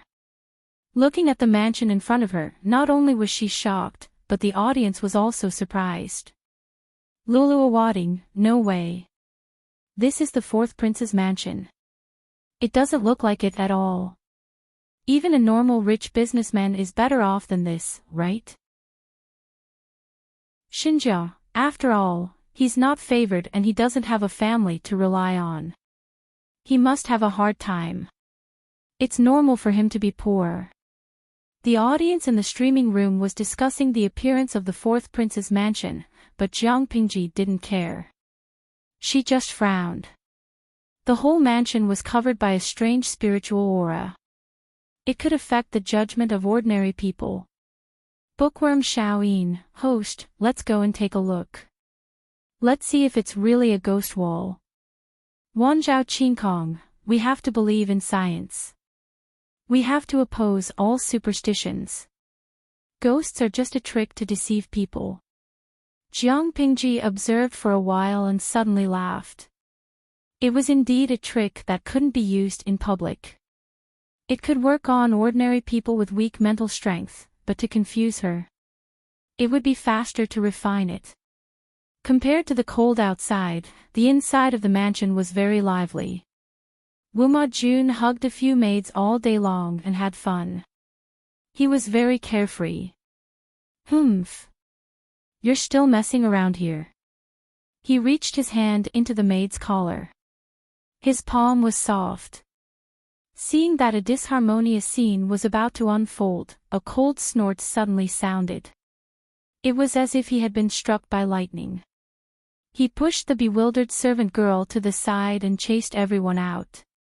He knelt on the ground and said respectfully, "Mother." A delicate and pretty figure suddenly appeared in the originally empty place. She was dressed in red. Her beauty was unparalleled. Her face was covered with gorgeous makeup, which made her look even more flirtatious. Chapter 736. You still know that I'm your mother. The woman in red snorted coldly. Wuma Jun confessed in fear and trepidation. After a while, he was moved to tears. Mother, what you said makes me feel terrified. The woman in red did not want to waste time with him. The Allied army has already entered the city. It's time for you to perform. Don't let me down. Facing such a merciless order, Wuma Jun was secretly resentful. However, he appeared docile and obedient with a strong sense of childlike admiration. I understand. I will definitely not disappoint Imperial Mother's expectations. A few days ago, this woman had suddenly appeared in front of him and claimed to be Wuma Jun's deceased mother, Imperial concubine Wang. Of course, Wuma Jun did not believe her. Although he had never seen Imperial concubine Wang, he knew that the dead could not come back to life. She did not talk nonsense with him. Instead, she gave him elixirs that cured his crippled legs in an instant. Faced with this fact, and recalling the way she had appeared out of nowhere, Wuma Jun's heart beat wildly. This was clearly a trick that only a deity could do. Regardless of whether she was his mother or not, based on the ability she had displayed, she was his biological mother. Relying on the magical powers of his biological mother, the enemy troops who had invaded the imperial city treated this house as if it was nothing. Wuma Jun's life had been very comfortable. Your father is dead, and so are your eldest and second brothers. Now, the only one who can compete with you is your third brother. The woman in red opened her red lips slightly. Her eyes were cold. She stood in front of Wuma Jun and looked down at him. She said arrogantly, with me helping you, the outside world will think that you are the beloved son of God. I even cured your crippled legs. This is your confidence to compete for the throne. No one can be compared to you. When the time comes, I will contact the Wang family and ask them to support you. Then, you can sit on the throne. Of course, the woman in red could not contact the Wang family again, but her words reassured Wuma Jun. When the emperor died, the most qualified person to inherit the throne was the emperor's son. Wuma Jun's heart was beating like thunder. He was so nervous that even his palms were sweating. He had never thought that the throne that he had dreamed of for so long would be so close to him. It was almost within his reach. All of this was thanks to the red-clothed woman before him, his birth mother. He said to the red-clothed woman, "Thank you, Imperial Mother, for your meticulous planning for me. Once I sit on the dragon throne, I will definitely make you the Empress Dowager." In the past, the woman in red would have been quite interested in the Empress Dowager. But now, she lacked interest. So what if she was the Empress Dowager? No matter how noble a woman was, she was still a widow. She could not do as she pleased like the emperor. I am satisfied that my son has such filial piety. The sword of Damocles, Lu Shi, was hanging above her head. If she was not careful, it would fall and take her life. The most important thing now was to break this sword. The woman in red clenched her teeth in hatred when she recalled how she had failed to assassinate him while disguised as a dancer. Because of that operation, she owed the system 1 billion popularity points. In order to pay off her debt as soon as possible, she had been crazily doing quests during this period of time. She had even agreed to many excessively explicit requests from the audience. Her self-esteem had been repeatedly trampled on by the audience. Her hatred for Emperor Chen grew, and her hatred for the audience in the live broadcast grew. What was even more infuriating was that she could not throw a tantrum at the audience. If she offended these rich people, who would be willing to spend a lot of money for her? Later, she had a careful discussion with the system. To take Lu Shi's life, assassination alone was not enough. If her son, Wuma Jun, ascended to the throne, he would be able to use his status as the emperor to suppress Lu Shi. She would then take the opportunity to use the level 9 loyalty talisman on Lu Shi. If not for this, she would not have thought of Wuma Jun, her useless son. In order to cure Wuma Jun's crippled legs, she had no choice but to buy elixirs in installments from the system. At first, she was a little reluctant. The elixirs required too many popularity points. She did not want to bear the debt for Wuma Jun. However, the possibility of a prince with crippled legs competing for the throne was too small. He could easily be feared by the new emperor. Under the persuasion of the system, the woman in red gritted her teeth and bought one. Apart from that, she also spent some popularity points to promote Wuma Jun. She placed invisibility talismans around the mansion to ensure that ordinary people could not enter. This would not only protect Wuma Jun, but it would also create an illusion for others that Wuma Jun was blessed by God, and that he was God's favorite son. Who else in the world was more qualified than him to be the emperor? Ancient people were superstitious and stupid. As long as there was enough publicity, Wuma Jun would be gilded with a layer of gold. Now that the alliance had conquered the imperial city of Qinzhou and defeated Prince Changshou's rebel army, it was time for Wuma Jun to show up. The strange mother and son were full of fantasies about the future. It was as if they could wear a royal robe and sit on the throne in the next moment. Unfortunately, oh, you really have 9 lives. I broke your neck last time, but you didn't die. Now you're alive again. A cynical voice came from outside the door. Wuma Jun and the woman in red were shocked. Their expressions changed. They looked in the direction of the voice. When they saw who it was, their expressions changed again. Lanting. Wuma Jun looked at Jiang Pingji in surprise. He almost couldn't recognize her. Are you really Lanting? He and Jiang Pingji hadn't seen each other for years. He almost couldn't recognize the young general in red and silver armor as Lu Shi. Your Highness, long time no see. Jiang Pingji spoke to Wuma Jun, but her mental strength was locked on the woman in red. She didn't dare to act rashly. You're my brother-in-law. We're family. Don't be so polite. Lanting, you don't have to be so polite. Wuma Jun's intuition told him that Jiang Pingji didn't come with good intentions, but he didn't know why she was there. He couldn't afford to offend her. Therefore, he could only try to get to know Jiang Pingji and try to make her lower her guard. Brother-in-law. Jiang Pingji laughed and said sarcastically, I can't bear the title of brother-in-law, Your Highness. Wuma Jun was surprised. What do you mean? What do I mean? You'll have to ask this wanton woman next to you what she did back then. Jiang Pingji smiled faintly. She stared at the woman in red. Her tone was cold and cruel. Wuma Jun looked at the woman in red. She claimed to be his biological mother. He believed her on the surface, but he was still suspicious. Why do you want to ask her? Jiang Pingji said, Your Highness, there's something you don't know. Do you know why Lu Huan suddenly had a hemorrhage?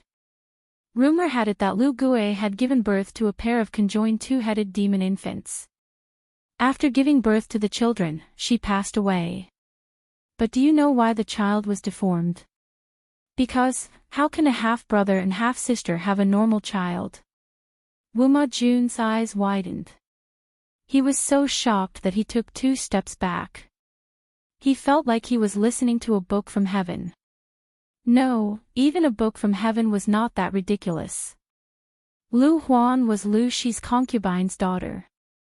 How did she become his half-sister? Chapter 737. I'm slandering you. Why don't you ask the person next to you for proof? Faced with Jiang Pingji's question, Wuma Jun's expression froze. He could not suppress his fear and cower. Because you bully the weak and fear the strong, you only dare to confront me. You don't dare to ask her for proof. Her magical skills make you afraid, but at the same time, she gives you hope. You need to use her ability to ascend the throne. As long as you can ascend the throne, even if you never believe she's your biological mother, you can still crawl at her feet and please her like a dog. Am I right? Jiang Pingji stepped on Wuma Jun's sore spot, word by word, poking his sore spot. I didn't. Wuma Jun panicked. His eyes flickered and he did not dare to look at the woman in red. If you didn't, why are you feeling guilty? Jiang Pingji crossed her arms and sneered at the strange mother and son. She suddenly realized something and said, look at my memory. Even if I'm feeling guilty, it's this woman who feels guilty first. After all, she's worse than scum. The woman in red was pointed at and scolded by Jiang Pingji. How could she stand it? She used the rippling subtle steps and floated like a fairy. Her palms looked feminine, but they contained a strength that could shatter internal organs. You want to kill me just because you can't win. But the question is, can you beat me? Have you forgotten how you died last time? Jiang Pingji dodged sideways and grabbed her collarbone with her right hand. She threw her to a corner of the room. If it was a man, he would have been seduced by the woman's beauty. He would be worse than trash in Jiang Pingji's eyes. She dealt with it easily, as if she was taking a stroll in the park. Her attitude made the woman in red hate and jealous. She could see that Jiang Pingji did not have any special martial arts, but she could beat her. How could this be? It was not fair. Who are you? Why do you know so much? The woman in red was so angry that her teeth were chattering. You don't even know who I am, but you dare to attack me. You're quite bold. Seeing the woman in red get up from the ground, Jiang Pingji clapped her hands and said to Wuma Jun, so this woman hasn't told you the truth. Not long after she gave birth to you, she secretly hooked up with Prince Changshu. The two of them had an illicit relationship and gave birth to Lu Huan. In order to pursue wealth and power, she dumped Prince Changshu and abandoned Lu Huan. Lu Huan was adopted by my father. He recognized her as his daughter and raised her for more than 10 years. Do you know why my father was a fool and helped her raise Lu Huan? Think about it, wouldn't it be delightful to see the children of one's enemy having an illicit affair? Wuma Jun's face was extremely dark, and his hands were trembling violently. Fear, shock, and indescribable disgust. His former wife, the woman who had a night of passion with him, the woman who was pregnant with his child, was actually his half-sister. Not only did they share the same mother, even their fathers were biological brothers. The image of Lu Huan's face and her protruding belly appeared in his mind. Suddenly, he felt nauseous and vomited. Wuma Jun wasn't the only one who couldn't accept reality. The lady in red couldn't accept it either. Even if she was the one who did all these things, she would still fly into a rage out of humiliation when it was exposed so openly. She thought that Lu Shi didn't know about her plan and the reason why she deliberately abandoned Lu Huan. She didn't expect Lu Shi to know from the beginning to the end. That man deliberately took advantage of her and played her. B*TCH. The lady in red stared at Jiang Pingji with fear and hatred, as if she wanted to cut her into pieces with her gaze. Jiang Pingji sneered and raised her eyebrows slightly. She asked in return, B*TCH. You're scolding yourself, aren't you? You should reflect on yourself. Who's the B*TCH? What do I have to reflect on? The lady in red panted heavily. Her eyebrows were hideous because of hatred, which more or less ruined her picturesque appearance. Jiang Pingji smiled and tore off the lady's only cover in front of Wu Majun. She sneered, a lone soul possessed Wang Huijuan's body and harmed Xie Qian and his son. In order to enter the palace for glory and power, she had an unclear relationship with the three royal brothers and gave birth to Wu Majun and Lu Huan. Another crime was to allow the siblings to have an illicit affair. When you were in Zhongzhou, you always paid attention to the situation in Dongqing. Isn't Takshu, the maidservant in my residence, your informant? Don't you know that Lu Huan and Wu Majun are engaged? It's been 3 years since their engagement. Do you dare to say that you don't know? You clearly know that they are half-siblings, but you still watch them get married and have an illicit affair. Can you explain why? The live streaming room immediately exploded.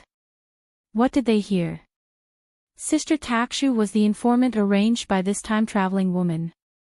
Not only was Jiang Pingji's live streaming room in an uproar, but Wu Majun felt that his worldview had been shattered into pieces. He finally stopped the urge to vomit. He no longer had the thought of being an emperor in his mind. There was only one question lingering in his mind. Why? Why did she watch the siblings have an illicit affair? She was their biological mother. The lady in red did not answer, but Jiang Pingji did.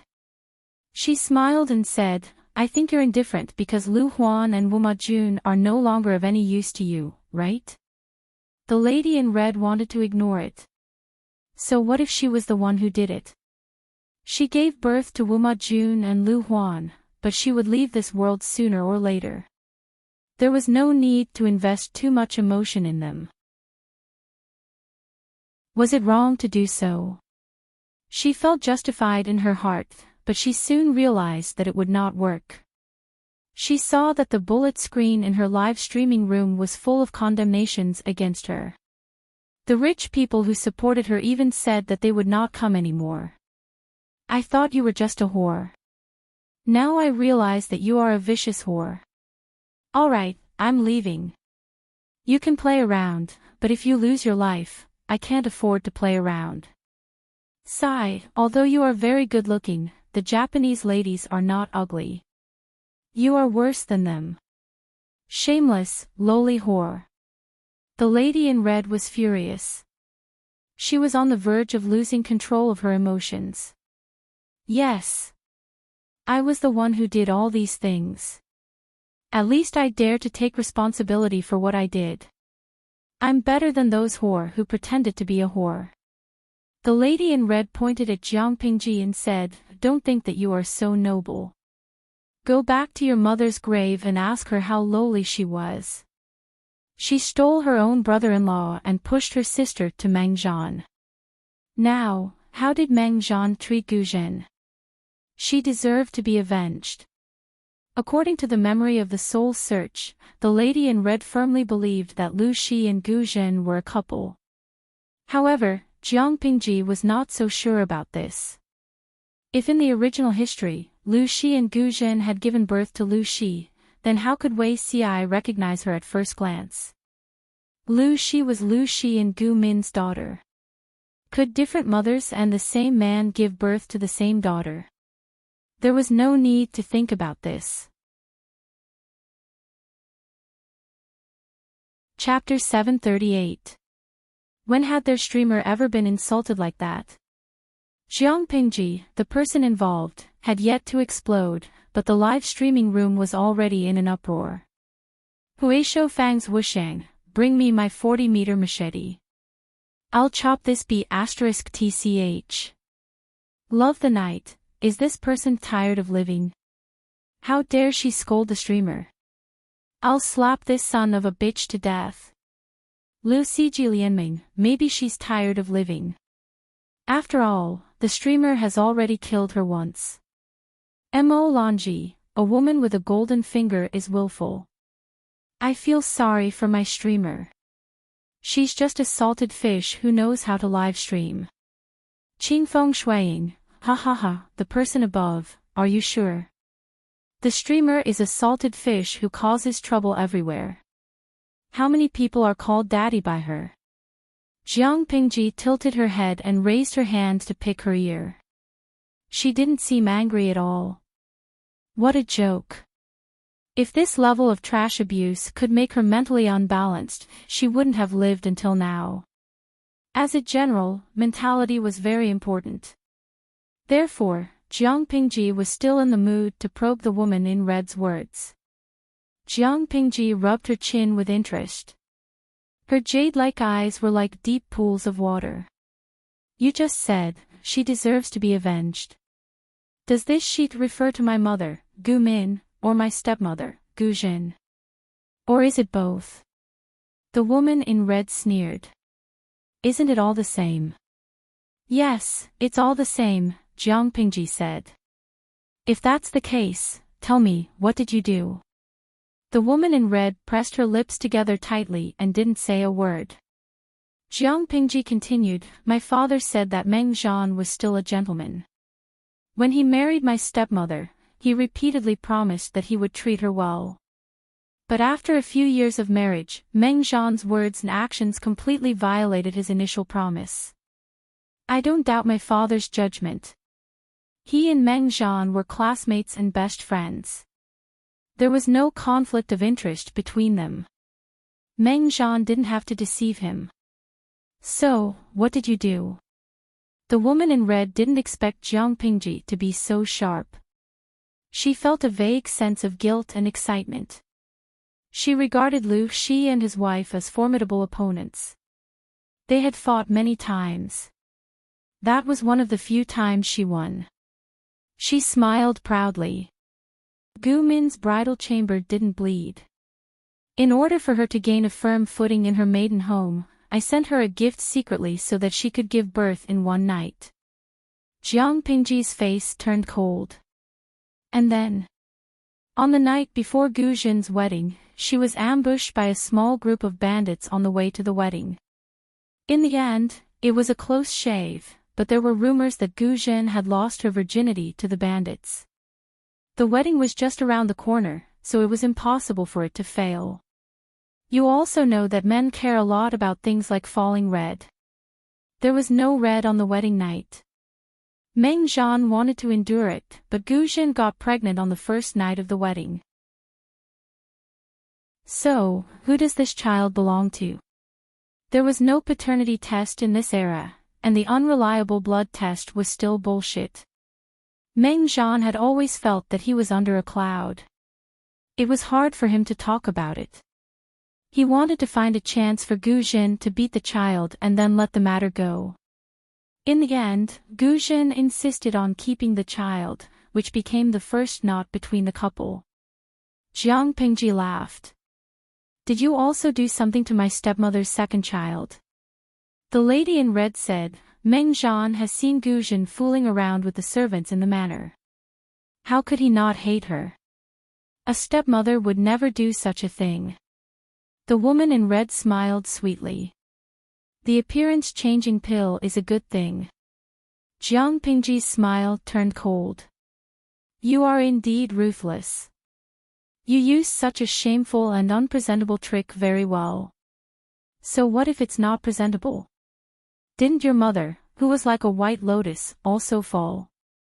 The woman in red sneered. If you didn't really hate my mother, I would have thought that you had forbidden feelings for her.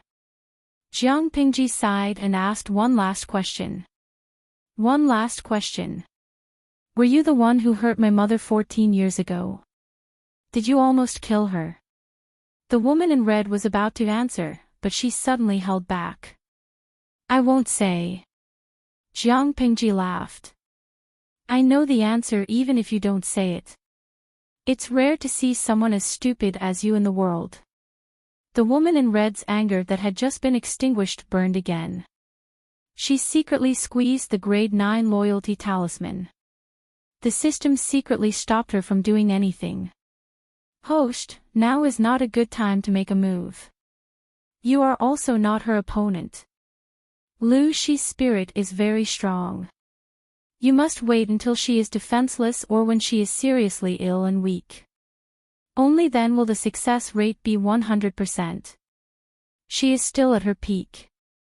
The success rate of the grade 9 loyalty talisman is much lower than normal. Don't take the risk. Retreat first. As long as there is life, there is hope. The system also hated Jiang Pingji to the core, but it could not do anything to her. The woman in red finally regained some of her rationality. She swallowed her anger unwillingly and planned to secretly crush the deity's 1,000 miles talisman to escape. Jiang Pingji's spirit was very strong. How could she miss her little trick? The woman in red had just crushed the deity's 1,000 miles talisman when Jiang Pingji, who was a few meters away, suddenly appeared behind her. In the next moment, she felt a sharp pain in her neck. The sound of bones breaking reached her eardrums. Since you've revealed so much, I'll give you another chance to turn things around. See you next time. Jiang Pingji respectfully sent the woman in red off with a smile. She seemed very happy on the surface, but her heart was gloomy. She had done so many wrong things. Killing her once would be too easy. It would be better to keep her alive and play with her slowly. Seeing Jiang Pingji kill people and the woman in red disappear without a trace, Wuma Jun was so scared that he knelt on the ground. Both of them were monsters. When Jiang Pingji's gaze fell on him, Wuma Jun was so scared that he crawled on all fours. He wanted to leave this place. As long as he could live, he was willing to do anything. Why are you running? Before Wuma Jun could crawl 2 steps, he felt a strong impact on his waist. Jiang Pingji stepped on him. Lanting, don't kill me because of our past relationship. Lu Huan is not your biological sister, but we are siblings. Wuma Jun was so scared that his limbs felt weak. His lower abdomen loosened, and a warm orange-yellow liquid flowed out. Snot and tears flowed down his face. Seeing this, Jiang Pingji mocked him. Emotions are useless to me. Why don't you talk about benefits? Wuma Jun was inspired. He quickly said, Lanting, tell me what you want. I will give you half of the country as long as you let me go. Jiang Pingji smiled. If you want to talk about benefits, you deserve to die. Your Highness, who asked you not to be a 3-year-old? If he was a 3-year-old, she might have spared his life. Hearing this, Wuma Jun knew that Lu Shi would not let him go. Lu Shi, you will die. Wuma Jun was lying on the ground. Just as he was about to curse, a foot stepped on the back of his head and pushed him into the ground. Noisy. The foot exerted force, and his head split open. Yellow, green, red, and white matter splattered all over the ground.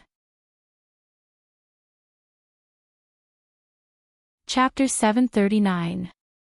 Dozens of miles away from the imperial city of Qinzhou, the corpse of a woman in red suddenly appeared. Her head was strangely twisted, and she died with her eyes wide open. Host, you're dead again. In the system space, the system's cold voice told the woman in red the news. She had been killed twice by the same person in the same way. How ironic. The woman's soul left her body and floated into the system space. Her face was pale, and she shouted angrily at the living room. Shut up. I know I'm dead. I don't need you to tell me this. After shouting, the woman scolded the system. Is this also my fault? I listened to your advice and gave up on using the level 9 loyalty talisman on her. Why did I still die? It's all because of the talisman you gave me. I didn't teleport her away immediately. I already crushed it. Why did Lucy still catch me and crush my neck? Isn't this your fault? The system was silent for a while, then warned the woman in red in an even colder tone. Host, I hope you can calm down. The system can't be wrong. The talisman can't be wrong either. The woman in red laughed coldly. If it's not wrong, why did I die? The deity traversing 1,000 miles talisman is a product of the cultivation plane. Its usage involves the realm of the mind and soul. Lucy's mind and brain are very strong, comparable to a cultivator's. She's not a cultivator and has no spiritual power, but she can use her mind to interfere with the activation of the talisman and delay the teleportation portal by 1 to 2 seconds. That is enough time for her to crush your neck. The woman in red was stunned. She asked the system after a while. Why didn't you tell me this earlier? If she had known, she wouldn't have foolishly used the talisman in front of Jiangpingji. The system's tone was still emotionless. You have to buy any information about Emperor Qin, which costs a lot of popularity points. Although you are my host, as a fair and impartial system, I have no obligation to tell you this information. If you are strong enough, you can discover them on your own. Therefore, this is not the system's fault. The fault lies entirely with you. You are too weak. In the face of the system's reasonable answer, the woman in red could not refute it at all. She could only swallow her anger. After calming down, she had to face an even more cruel reality. She had died again. If she wanted to be resurrected, she would need to pay the system 1 billion popularity points in installments. Facing the increasing debt, she felt powerless, but she had to endure it. She gritted her teeth and said, but it's not like I didn't gain anything. Lucy, just wait for the father and daughter to kill each other. While the woman in red waited for her resurrection, Jiangpingji hummed a tune in a carefree mood. Feng Zhen was very surprised to see this. My lord is in a good mood. Jiangpingji made a gesture. People are in high spirits when faced with happy events. Your lord will be promoted soon. How can I not be happy? When Feng Zhen heard this, he knew that the fourth prince had been eliminated, and he immediately broke into a smile. Congratulations, my lord. Congratulations, my lord. Feng Zhen half-jokingly bowed and congratulated her. He rubbed his hands together and said, if my lord is promoted, can you give me some benefits? For example, last year's 7-day break. For example, fine wine, delicious food, and beautiful women. For example, gold, silver, and jewelry. Jiangpingji's smile disappeared. There are rewards, but vacation, delicious food, wine, and beautiful women. None of that. Feng Zhen was speechless. He had helped his lord so much. Why didn't he get these little benefits? He looked as if he had nothing left to live for. He could only accept his fate, put away his playful thoughts, and continue to work. After the looting by the rebel army, the entire Qinzhou imperial city was in chaos. Theft, rape, and looting were common. Yan Lin and the others quickly pacified the chaos in the city, rescued the remaining officials and their families, and protected the royal family. The former crown princess and a few of the royal grandchildren have been found, but the former crown prince's concubines and daughters are dead. It was good enough that they could protect the crown princess and the royal grandchildren. Who would have the time to care about the concubines and daughters? Yan Lin sneered and looked down. It's good that they've been found. What about the third and fourth princes? His subordinate reported, we've sent people to look for them. I think we'll have news soon. Yan Lin furrowed his brows. He had a bad feeling about this. Although they had found the royal grandchildren, the officials were more concerned about the third and fourth prince's whereabouts. At the very least, these two were adult princes, while the other princes were still too young. After urging them several times, they finally found the two corpses at dusk the next day. The third prince's body was swollen from soaking in the well water. There was a knife in his chest, which was used by Prince Changsho's soldiers. The third prince was easy to find, but the fourth prince was more difficult. There was a ghostly power that prevented them from entering the mansion. The power appeared strangely and disappeared suddenly. When they entered the mansion, they found the fourth prince lying on the ground. His head had been smashed by someone. He had died a horrible death. Fengzhen secretly glanced at his lord and shivered. The fourth prince's head couldn't have been smashed by his lord, could it? In the next few days, they prepared for the emperor and the prince's funerals. Two of the princes met with misfortune, and the remaining royal grandchildren are too young. Who do you think will ascend to the throne? According to tradition, the entire country should mourn the death of the emperor. However, this was a special time, so they didn't have to be too particular. They only had to pay attention to the color of their clothes and tie a white strip around their waist. Fengzhen was dressed in a solemn gray robe with a white strip tied around his waist. He looked less unruly and more serious and cautious. Yang Si was also dressed in the same attire, and his entire aura was even colder. He sneered. It doesn't matter who it is, as long as it's not Prince Changsho or Hu County Chief Wuma Shang. What do you think? We think alike, Fengzhen said. Prince Changsho has wild ambitions, and Wuma Shang is also a troublemaker. The royal grandchildren are better. They were young, obedient, and sensible. They hadn't even reached their 20s, and they hadn't married yet. This meant that the young emperor couldn't be in power. The oldest grandson was only 11 years old, and the youngest was only 2 years old. According to the tradition, no one was more qualified than the eldest grandson of the emperor. Not only was he the eldest grandson, but he was also the eldest grandson. His status was legitimate, and his bloodline was pure. I'm just afraid that Wuma Shang won't be satisfied. Fengzhen laughed coldly. So what if he's not satisfied? The alliance is full of old foxes. Unless they've been kicked in the head by a donkey, they won't support him. What was the benefit of supporting Wuma Shang? Even though there was merit in supporting the emperor, there was also merit in supporting the royal grandson. In comparison, supporting the older and more scheming Wuma Shang could easily give him military power if he wasn't careful. He would just be waiting to be stripped. What if he supported the young royal grandson to succeed the throne? If the royal grandson wanted to sit firmly on the throne, he could only choose to use the alliance's feudal vassals. Before he came of age, he wouldn't have any bad intentions, and he would be able to get more benefits.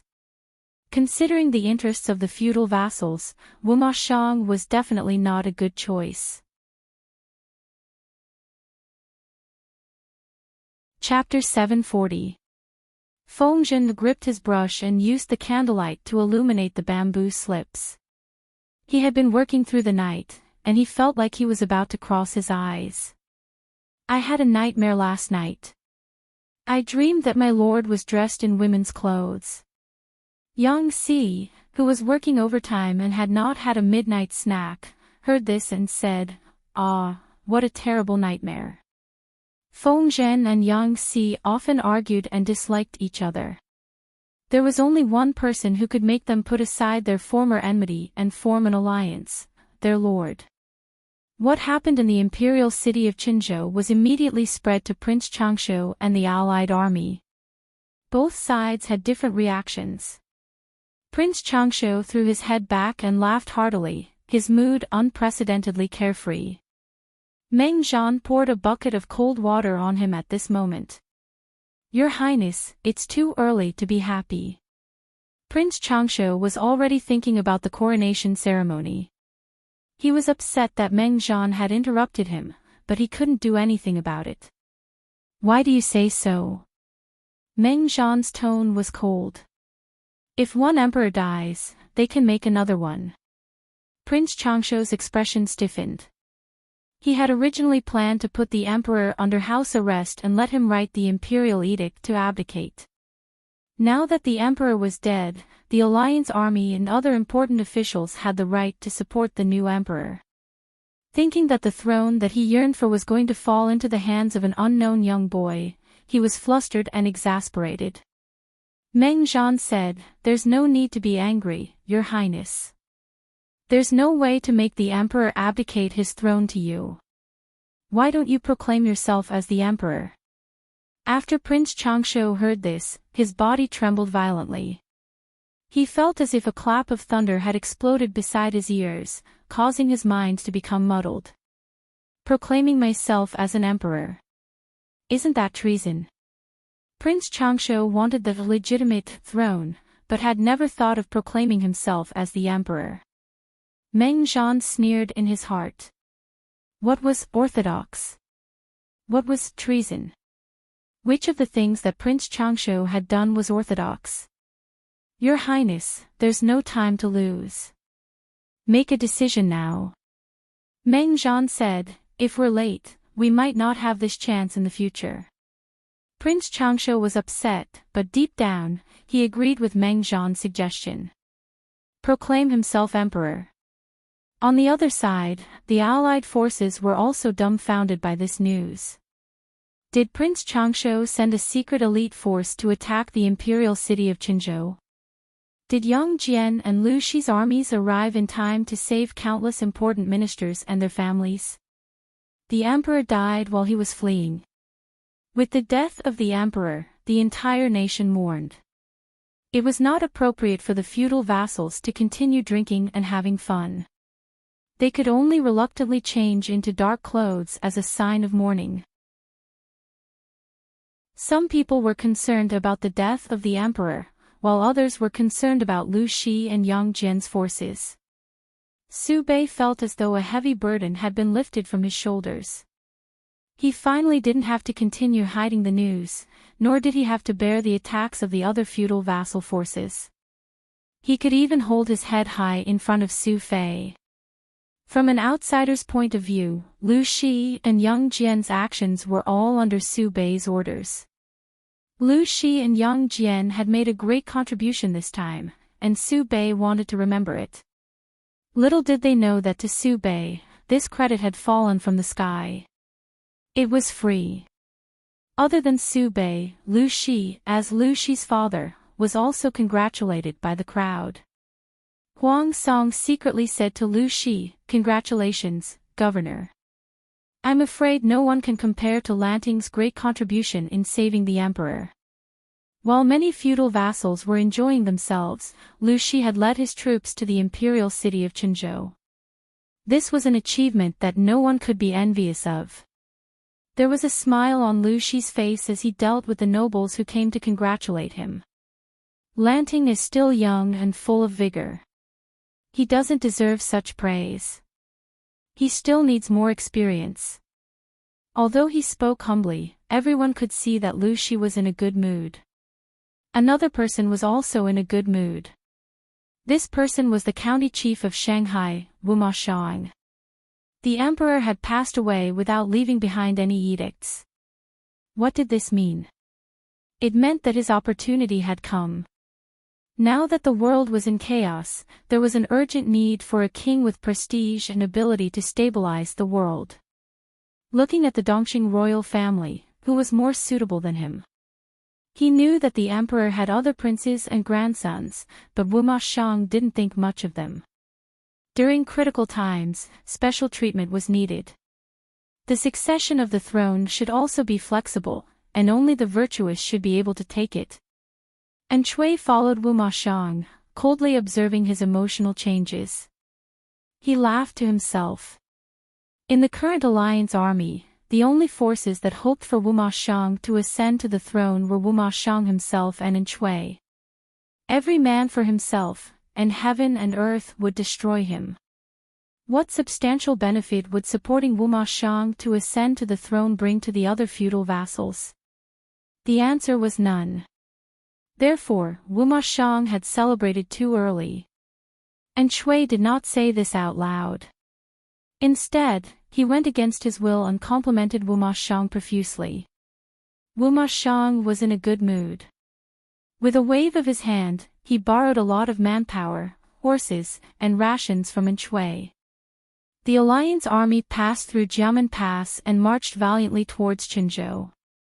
They thought that they would encounter Prince Changshou's main force, but unexpectedly, they were unimpeded along the way. They didn't encounter Prince Changshou's army at all. The scouts investigated for several days and finally confirmed that Prince Changshou had retreated to the border of Qinzhou. They didn't know what he was planning. Why did he retreat for no reason? Everyone was confused. Only a few people could see clearly. A storm is brewing, Feng Zhu sighed as he looked at the sky outside the tent. Prince Changshou is playing hard to get. Huang Song didn't understand. Playing hard to get? Qing Jing said, it's not just playing hard to get. I think he has other plans. Huang Song looked at Feng Zhu, then at Qing Jing. Both of them had the same expression. Only he was still confused. He felt like his IQ had been crushed by the two strategists again. For the Alliance army, Prince Changshou's retreat was definitely good news. At least they didn't have to expend troops to fight anymore. The imperial city of Qinzhou had been through the flames of war. The city gates looked desolate and dilapidated. The residences in the city had been cleaned up, but traces of it could still be seen. The Alliance army didn't move their troops into the city. Instead, they chose to station outside the city to reassure the people. Because many of the officials and their families had been taken away by Prince Changshou, the court was short of manpower. Feng Zhen, Yang Si, Yan Lin, and the others took this opportunity to take up positions. After entering the city, the chief of Shanghai County, Wuma Shang, has been very active. He's trying to rope in the officials and vassals without any disguise. Idiot! Jiang Pingji sat paralyzed on the main seat, sprawled on the table without a care for her image. She looked like she had been hollowed out. She thought that she should bring a few more strategists with her next trip. At least they would have more manpower. Lu Shi drank his sake with a calm expression. He's still too eager for quick success. If he planned it step by step, it might be possible. The more impatient Wuma Shang was, the less likely they would choose him. How could an ambitious Wuma Shang be any easier to control than a son of the emperor? As they spoke, light footsteps came from outside. Huijuan's gentle voice sounded. Lang Jun, may I come in now? Come in. Lu Shi glanced at Huijun. His eyes were calm. Huijuan's appearance was only half the same as before. If she had been beautiful before, she was at most a delicate beauty now. Even if someone familiar came, they would only think that she looked familiar. They wouldn't suspect that she was the late demon Empress. Chapter 741. There were 4 major evil arts in Asia: the Dai nation's sex-changing technique, the Japanese makeup technique, the Korean plastic surgery technique, and the Hua nation's Photoshop technique. When the 4 great evil arts were activated at the same time, not to mention the enemy, even their own mother would not be able to recognize them. Huijuan's appearance was too eye-catching and could easily attract trouble. It was indeed necessary to conceal it a little. Lang Jun, the court attire has been prepared and delivered. Do you want to try it on and see how big it is? If it doesn't fit, I can alter it. Huijun came in with a stack of clothes and some accessories. Her posture was gentle and humble, without any hint of seduction. All right, I'll try. Jiang Pingji was also a district magistrate, but because of the special circumstances of her appointment, she had yet to wear a court uniform. However, she had to attend the emperor's burial ceremony and the new emperor's ascension ceremony, so she had to wear court clothes.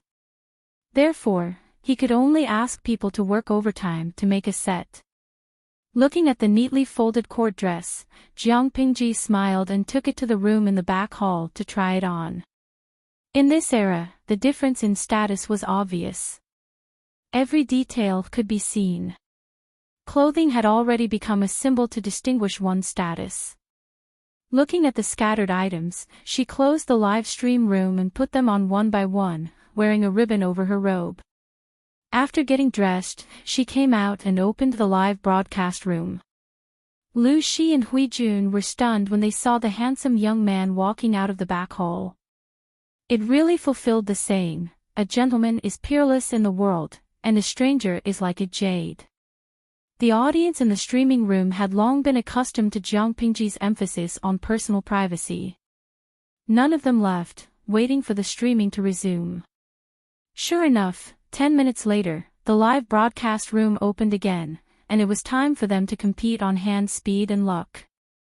Nongfu Shangquan Yudiangshuan, oh, let me see, who is this elegant young man in front of me? Cafeteria Daffin Auntie, it's her.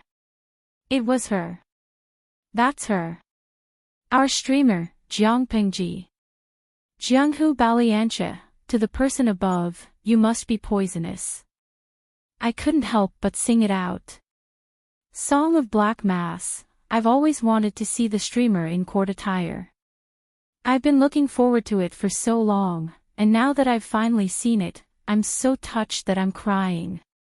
Happy spot, hee, but I'm looking forward to the host wearing a royal robe and a crown.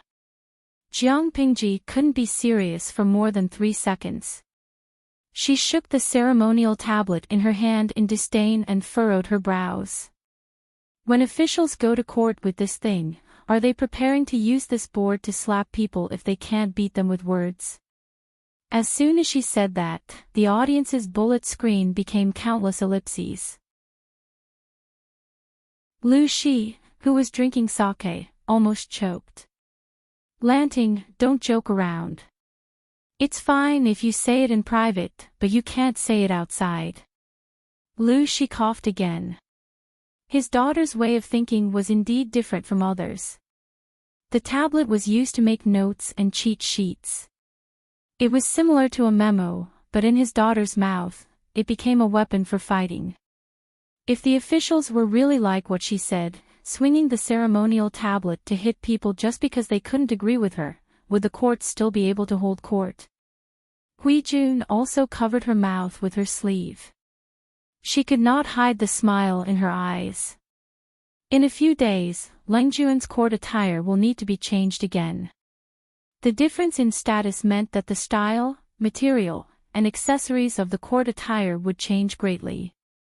Naturally, he would have to make a new one. You have a lot of confidence in me. Hui Jun nodded and lowered her eyebrows. Her cherry lips spread into a smile. No matter how good her makeup was, it still could not hide the unique elegance of her eyes. Lang Jun, you keep your promise. If I don't believe you, who else can I believe? Jiang Pingji laughed and threw the ceremonial tablet on the table. She said in a pleading tone, I can't continue with your words. Lu Shi watched silently eating melons, and silently reflecting. Did he give birth to a daughter or a son? It seems a little small. I'll take it back and change it. Hui Jun was smiling when a servant outside reported, My lord, the Crown Prince's manor has sent an invitation. They invite you to the manor for a chat. Jiang Pingji was stunned. An invitation from the Crown Prince's manor. Hui Jun was half kneeling to help her tidy up her accessories. She was also stunned when she heard that. It should be from the Crown Prince's wife. She was still the Crown Prince's wife. After the late Emperor's burial and the young Emperor's ascension, the Crown Prince's wife would be the Empress Dowager. Jiang Pingji frowned and threw the invitation on the table. She said, Why did the Crown Prince's wife send me an invitation? I'm not going. A sly look flashed across Huijun's eyes. She raised her hand and picked up the invitation. She put it under her nose and sniffed it.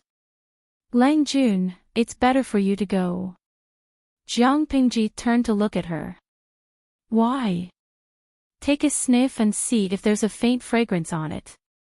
Huijun handed the invitation back to her and said with a smile, the crown prince's wife can't stand the loneliness of being a widow. She wants to invite you to be her guest. If you miss this opportunity, you won't have another chance. Jiang Pingji's fingers froze. She and the 150,000 viewers in the streaming room were stunned. What? Huijun said with a smile, this fragrance is a secret fragrance used in the palace. The main fragrance is the Sleeping Beauty. It's made with 24 kinds of precious spices. It has a stimulating effect on the relationship between a man and a woman. The fragrance is sweet but not strong, but it can attract people's feelings. Lu Shi coughed heavily and stood up with his wine cup and pot. You guys continue chatting. I'm a little tired. I'll go back to my room to rest. Jiang Pingji was speechless. Lu Shi walked to the door and suddenly stopped. If you're going out for a banquet tonight, remember to come back before dawn tomorrow. Jiang Pingji was speechless. Father, do you remember that you gave birth to a daughter, not a son? Huijun blushed and said awkwardly, the crown prince's wife put this fragrance on the invitation. She's obviously inviting you to spend the night with her. Jiang Pingji sneered. Her husband just passed away and her father-in-law hasn't even passed the 7th birthday. She's already thinking about how to win over her husband. Huijun sighed softly. I've seen the crown prince's wife. She must be doing this for the sake of her legitimate son. The crown prince's wife was a woman in the backyard. She wasn't of noble birth and had limited knowledge. She didn't know that the feudal vassals were determined to support the young emperor. She only saw Wu Mashang jumping up and down. She was worried that her son's throne would be gone and her Empress Dowager would be ruined. Because of their sensitive identities, if she and her son couldn't become the Emperor and Empress Dowager, they would die. In her panic, she could only come up with this plan. Of course, other than helplessness, this crown prince's wife had always been like this. According to your servant's understanding, this crown prince's wife isn't as well behaved as she seems. The crown prince is promiscuous and has countless beauties in his backyard. The crown prince's wife is lonely and has a fake relationship with the eunuchs who serve her. Now that the crown prince has passed away and the royal family is in trouble, she's even more unscrupulous. Huijun smiled. It's understandable that she wants to recruit you as her husband. As long as she could win over Jiang Pingji, it was equivalent to tying the Lu father and son to her side. In the eyes of outsiders, Lu Shi was a handsome young man who wasn't even 18 years old. The crown prince's wife had taken advantage of him. Does Lang Jun want to decline or accept this? She looked at the invitation and suddenly said to the outside, find someone to call manager Feng here. Chapter 742. Huijun was stunned. Why did Lang Jun want to call manager Feng over? Could it be that Lang Jun not only wanted to squeeze out manager Feng's brain power and physical strength, but he also wanted him to sell his body? Jiang Pingji saw her expression and laughed. Is your Lang Jun that kind of person? Zisher has been complaining about not having time to rest, not having time to flirt, and asking me for beauties and wine. Now there's a noblewoman who comes to me. What a great opportunity. It was clearly a family matter, but when Jiang Pingji said it, it had a completely different meaning. She was the crown princess. Even if she came to him on her own, she couldn't be compared to an ordinary woman. Hearing the harshness and teasing in Jiang Pingji's words, Huijun covered her mouth with her sleeves. Even her lovely, watery eyes were smiling. I'm afraid Lang Jun is going to be disappointed, Jiang Pingji asked her. Oh? Disappointed in what? Your servant thought that someone as observant as Feng Lang Jun would have a clear view of the affairs between men and women. What kind of woman can seek pleasure and what kind of woman should be avoided? Everyone has their own set of standards. The crown princess's identity is special. It's fine if it's an ordinary man, but Feng Lang Jun is Lang Jun's official. Why would he touch such a sensitive and troublesome woman? Even if Jiang Pingji wanted to push Feng Zhen out to be a scapegoat, Feng Zhen would pretend to be pure and innocent and refuse to comply. Listening to Huijun's serious analysis, Jiang Pingji, who was listening attentively, suddenly burst into laughter. Don't worry. I called Zishir over to discuss some matters. How could I ask him to sell his body? Even if I'm willing, I'm afraid that the crown princess won't be willing. Jiang Pingji stopped laughing. Her eyes were still bright and sparkling. Huijun's cheeks turned red. She said in annoyance, Lang Jun is used to teasing people. If it weren't for your words, I wouldn't have made a fool of myself. As she spoke, Feng Zhen's footsteps could be heard from outside. Feng Zhen was no longer dressed as casually as he used to be, after all, now that he had a nominal position. He looked more formal now. Huijun bowed and retreated into the back hall. After Feng Zhen bowed, he sat up straight. May I know why my lord has summoned me so urgently? There were too many vacancies in the imperial court. Jiang Pingji found herself a position with a rank of 2,000 dong. Her salary was similar to that of a county chief. Although she was a military officer, it was a special period. She did not have any specific military power in her hands. It was still a nominal position that sounded nice and convenient for her to move around in the imperial court. Jiang Pingji told him about the invitation from the crown prince's manor. She told him about the suggestive scent on the invitation. Feng Zhen actually laughed wickedly and said mockingly, since it's such a good thing, why don't you make a trip, my lord? In any case, she was the crown princess. She was the most respected female leader of the country after the Empress, Empress Dowager, and Empress Dowager. Jiang Pingji rolled her eyes in annoyance. Stop pretending to be deaf and dumb. If your lord could attend the banquet, would she need you to come? When Feng Zhen heard this, he almost knelt down in front of Jiang Pingji. The meaning behind his lord's words was quite profound. He said righteously, Your Highness, I don't sell my body. Feng Zhen acted as if he was going to die defending his innocence. Jiang Pingji wanted to slap him. The audience in the streaming room was a bunch of drama queens. They laughed and messed around with the bullet screen. Jinging, quick! Feng Zhen. The lady you wanted is here. Don't be shy. Go and take the crown princess down. Shu Shanyali, Tisk, TSK.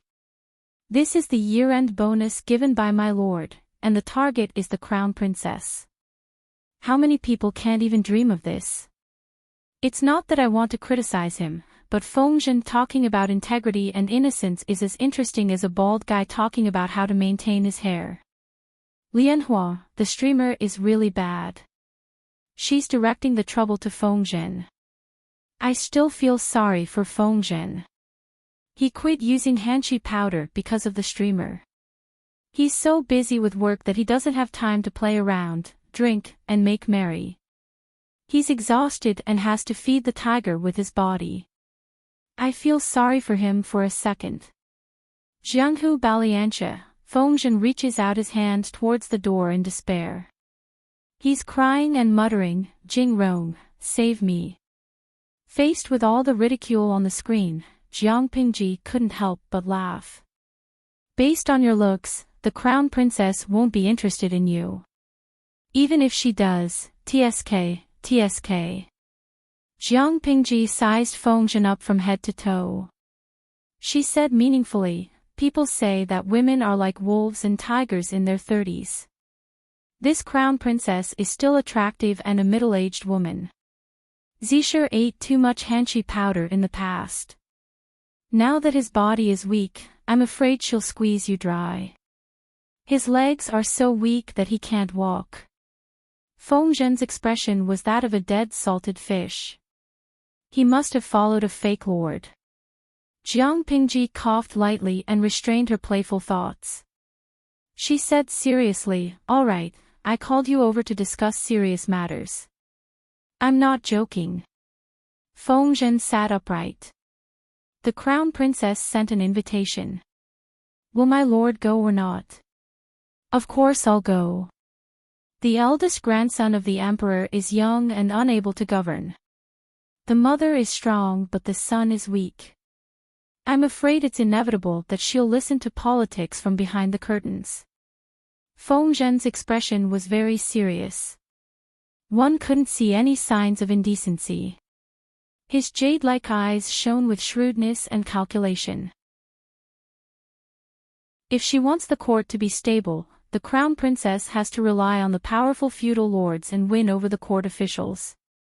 Now that she sent an invitation to my lord, I'm afraid that's her intention. It's just that this crown princess is willing to throw caution to the wind. She's willing to make such a sacrifice. It's a pity that my lord is going to disappoint her. Feng Zhen could understand the crown princess's actions. A simple conflict of interest wouldn't be enough to make her feel at ease. Adding a layer of relationship between a man and a woman would make their cooperation more solid. But his lord's gender was exactly the same as the crown princess's. What do you mean by the crown princess is willing to throw caution to the wind? If your lord dares to accept her, it's clear that she's throwing caution to the wind. If an old cow tries to eat young grass, the one at a disadvantage is obviously the one being eaten. Jiang Pingji laughed impatiently. "Accompany me to the crown prince's residence." He couldn't accept the crown princess, but he couldn't refuse the obvious benefits. Feng Zhen was surprised. "Has my lord thought it through?" Jiang Pingji laughed. "I'm just pretending to be polite. It's not like I don't know how to do that. With my current merits and military strength, it won't be difficult for me to become the governor of Wanzhou. But the other feudal lords don't want to see that happen. They'll most likely try to stop me and cause trouble. If I can start with the crown princess and get her help from the side, this matter will be in the bag. It would be a pity not to take advantage of a free gift." Feng Zhen bowed and said, "Yes." The imperial city of Qinzhou had been looted, and the crown prince's residence was no exception. Jiang Pingji was led by a servant to the courtyard where the banquet was held. Chapter 743. Jiang Pingji's lips curled into a mocking smile. Before they reached their destination, she could already hear laughter and the beautiful music of a string instrument. Jiang Pingji said, "Her husband just passed away and her father-in-law passed away, but she doesn't seem to mind." Previously, Hui Jun had said that the crown princess was a pitiful person who had her own problems. Jiang Pingji had thought that she was a strong mother and that she seduced a man outside during the mourning period for the sake of her son's throne and their lives. Now that she saw it, she was overthinking.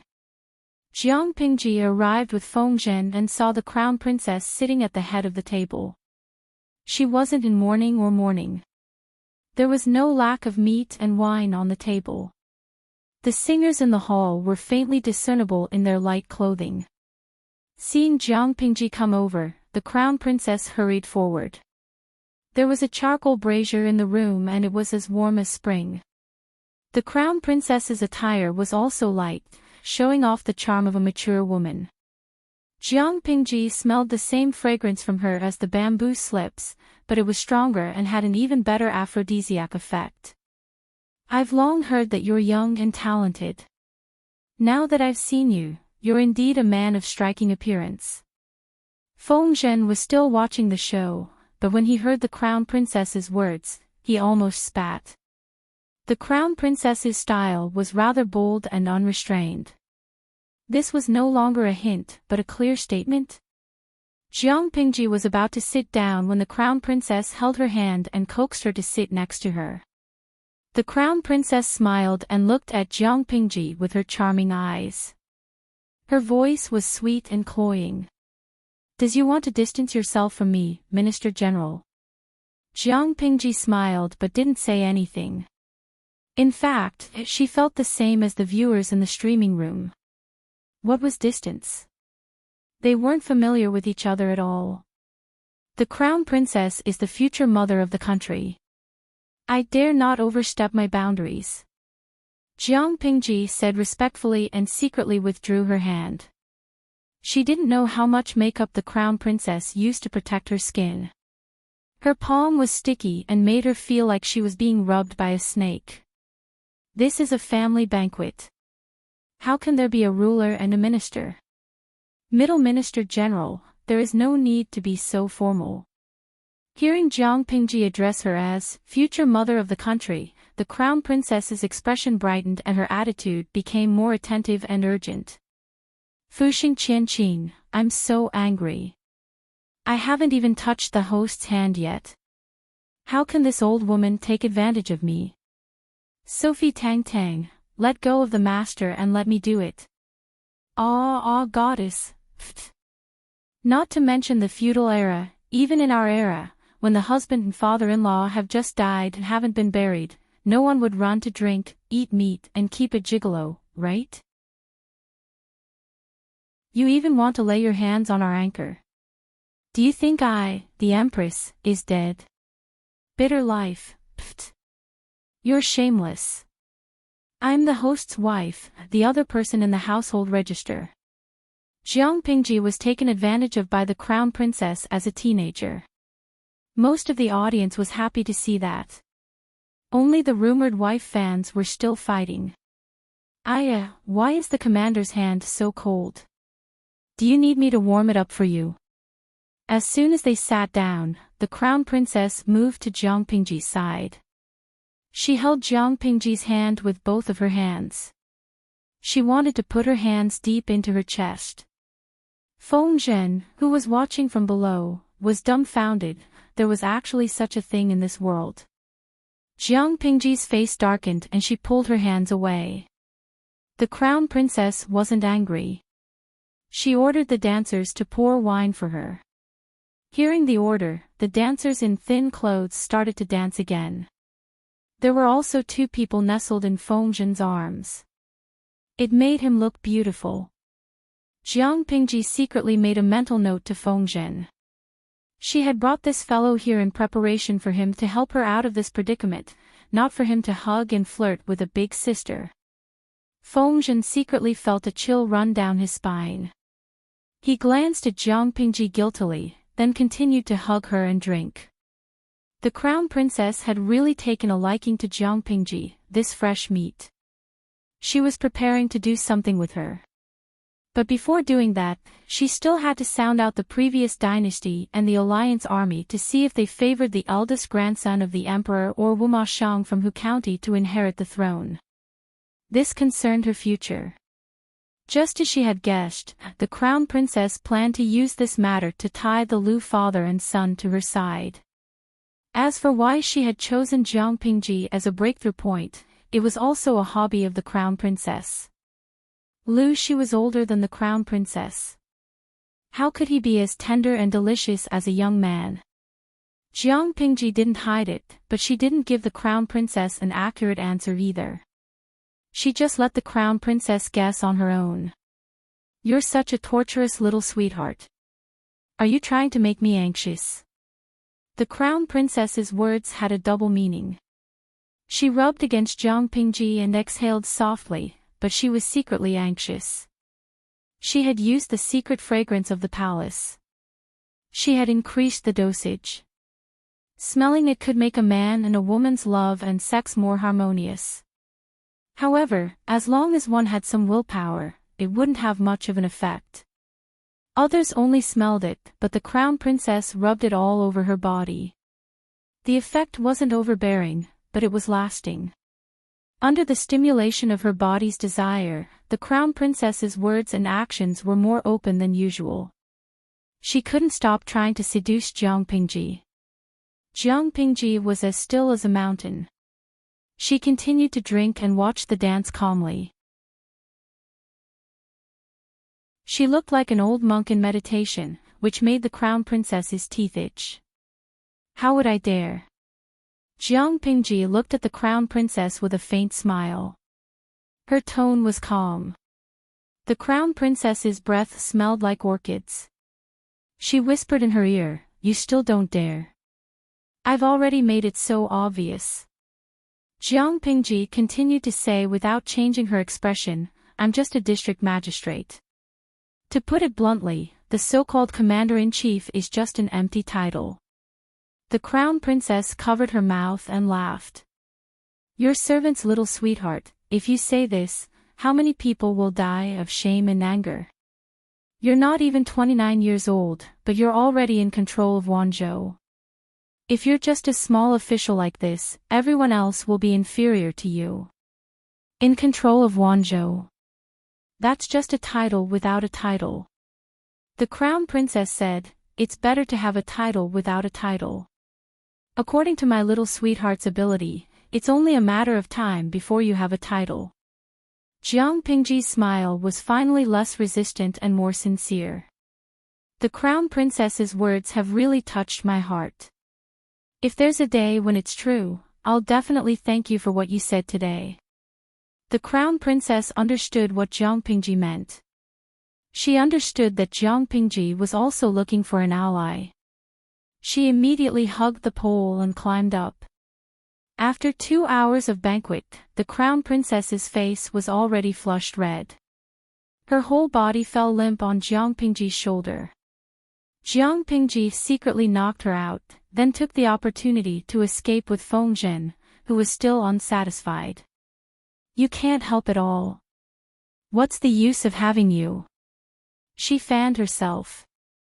Her whole body reeked of alcohol and the fragrance of the crown princess.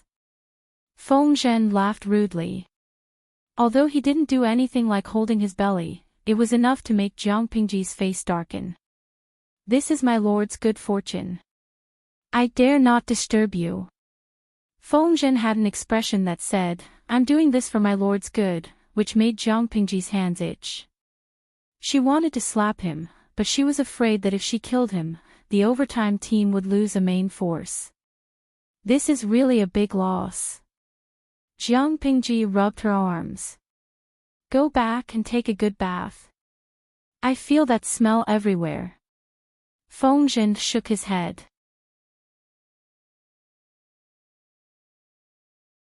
Chapter 744. What was more despicable than having sex without mercy? It was probably because the crown princess was interested in Jiang Pingji. She hinted at it and even personally applied a perfume that stimulated sexual desire. Jiang Pingji looked like an old monk in meditation and watched the crown princess being tortured for more than 2 hours. She even knocked her out before she left. The crown princess slowly woke up. Her eyes were full of shame and anger. Her alluring body was already limp like water. She couldn't move at all. "Help me back and find Xiao Xiaozi." The backyard was lonely. She had a husband who liked new things and was lustful. The crown princess, who had given birth to a child, was naturally neglected. However, she wasn't someone who liked to be wronged. There was an eunuch who had been cleansed after he came of age. He was good at serving women. The crown princess liked this eunuch very much. If the crown prince didn't come to her yard, she would spend 9 out of 10 days with him. Not long after, Xiao Xiaozi arrived. He was burly and had a beard. From his appearance alone, he looked more manly than the average man. Seeing Xiao Xiaozi, the crown princess's eyes were as gentle as water. There was undisguised lust in her eyes. She reached out to him.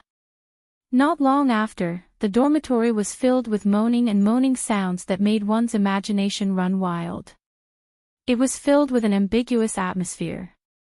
Lu Shi laughed when he saw his daughter come back reeking of alcohol.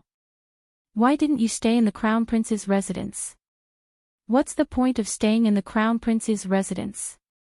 The Crown Princess is in her 30s and she's like a wolf and a tiger. I'm afraid I can't handle her.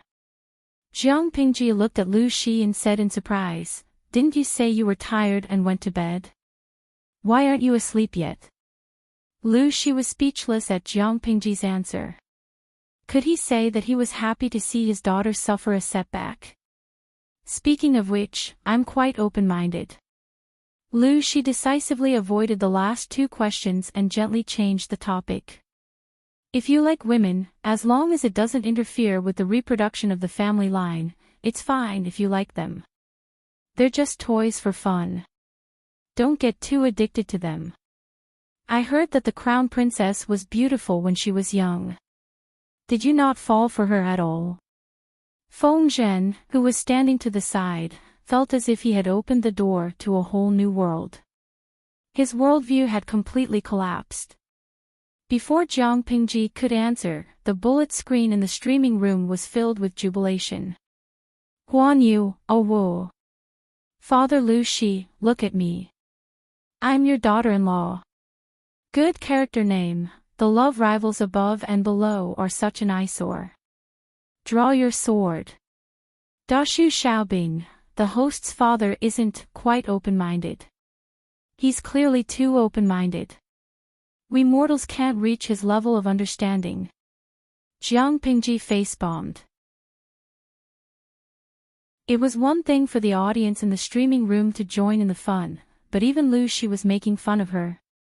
No, not interested. If father was in such a hurry to have a grandson, wasn't there still a concubine brother in the Fu? Now, he was almost 13 years old. He's not young anymore. Shu brother should find a suitable wife so that others won't say that the Lu residence treats him harshly. Hearing Jiang Pingji mention the illegitimate son in the manner, Lu Shi said meaningfully, there's no hurry. It's not the right time yet. Jiang Pingji said, Father, it's fine as long as you know what you're doing. No matter what, my brother's marriage can't be sloppy. Back then, even my sister married into the royal family with a dowry of 10 miles. There are still people talking about it. If I treat my brother's marriage harshly, people outside will say that I'm not. There was a clear distinction between the legitimate and the concubine-born. There was a huge gap between them that was difficult to cross. The illegitimate sons and daughters of the Lu residents were treated fairly well. If they were in other families, the status of the children born of concubine-born would be slightly higher than that of the children of ordinary families. For example, when the legitimate daughters of many aristocratic families got married, they would even let the concubine-born daughters accompany them. From this, it could be seen how big the gap was between the legitimate and the concubine-born daughters. Lu Shi looked down and said helplessly, the people outside can say whatever they want, as long as Lanting doesn't feel wronged. The audience in the streaming room was stunned. So the host had a brother born of a concubine-born. In fact, the old audience knew about this, but the presence of the illegitimate brother was almost non-existent. Many people had forgotten about him. Watching Lu Shi's back as he left, Feng Zhen said in surprise, that's strange. Why is the old master so indifferent to the illegitimate son? After all, he was a son who could carry on the family line, even if his status was low and he was born of a concubine-born. Jiang Pingji asked, you think he's indifferent? Feng Zhen nodded. At the mention of the illegitimate son, Lu Shi's mood didn't change. It was as if he wasn't his son and was just an insignificant decoration. However, Lu Shi's attitude made Feng Zhen feel more at ease.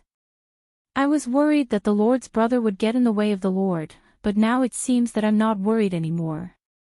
In Feng Zhen's opinion, no matter how biased Lu Shi was, deep down, he still cared about carrying on the family line. Although the legitimate daughter was good, she was still a woman. She couldn't carry on the family line like a man could.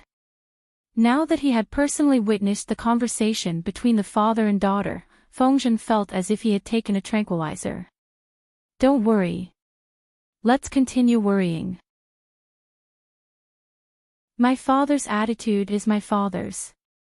Who knows what that illegitimate brother will think? Just like how Lu Zhai didn't know the truth of her parentage until her death, the illegitimate brother was the same. Fengzhen shook his head and laughed.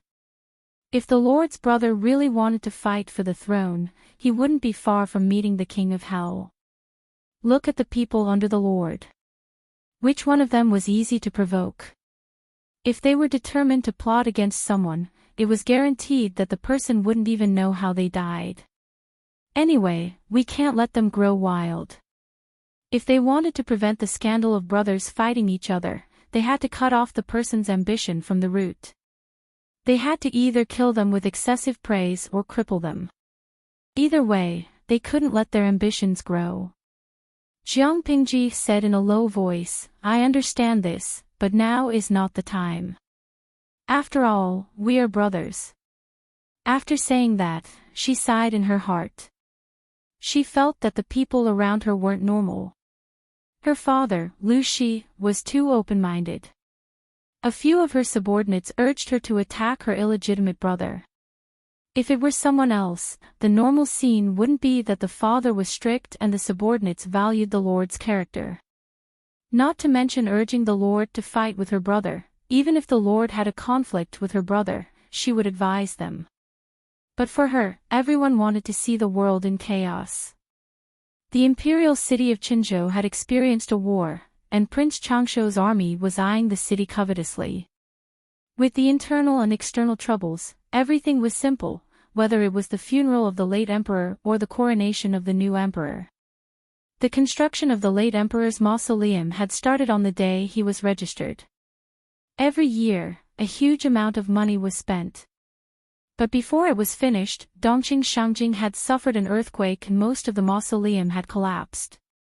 Even if it hadn't collapsed, the emperor had to die in Qinzhou and the coffin had to be carried to Xiangyang County in Wanzhou for burial. The officials discussed and decided to choose another site near the imperial city of Qinzhou to build the mausoleum. Before the mausoleum was completed, the coffin would be placed in the royal temple. Special times called for special treatment.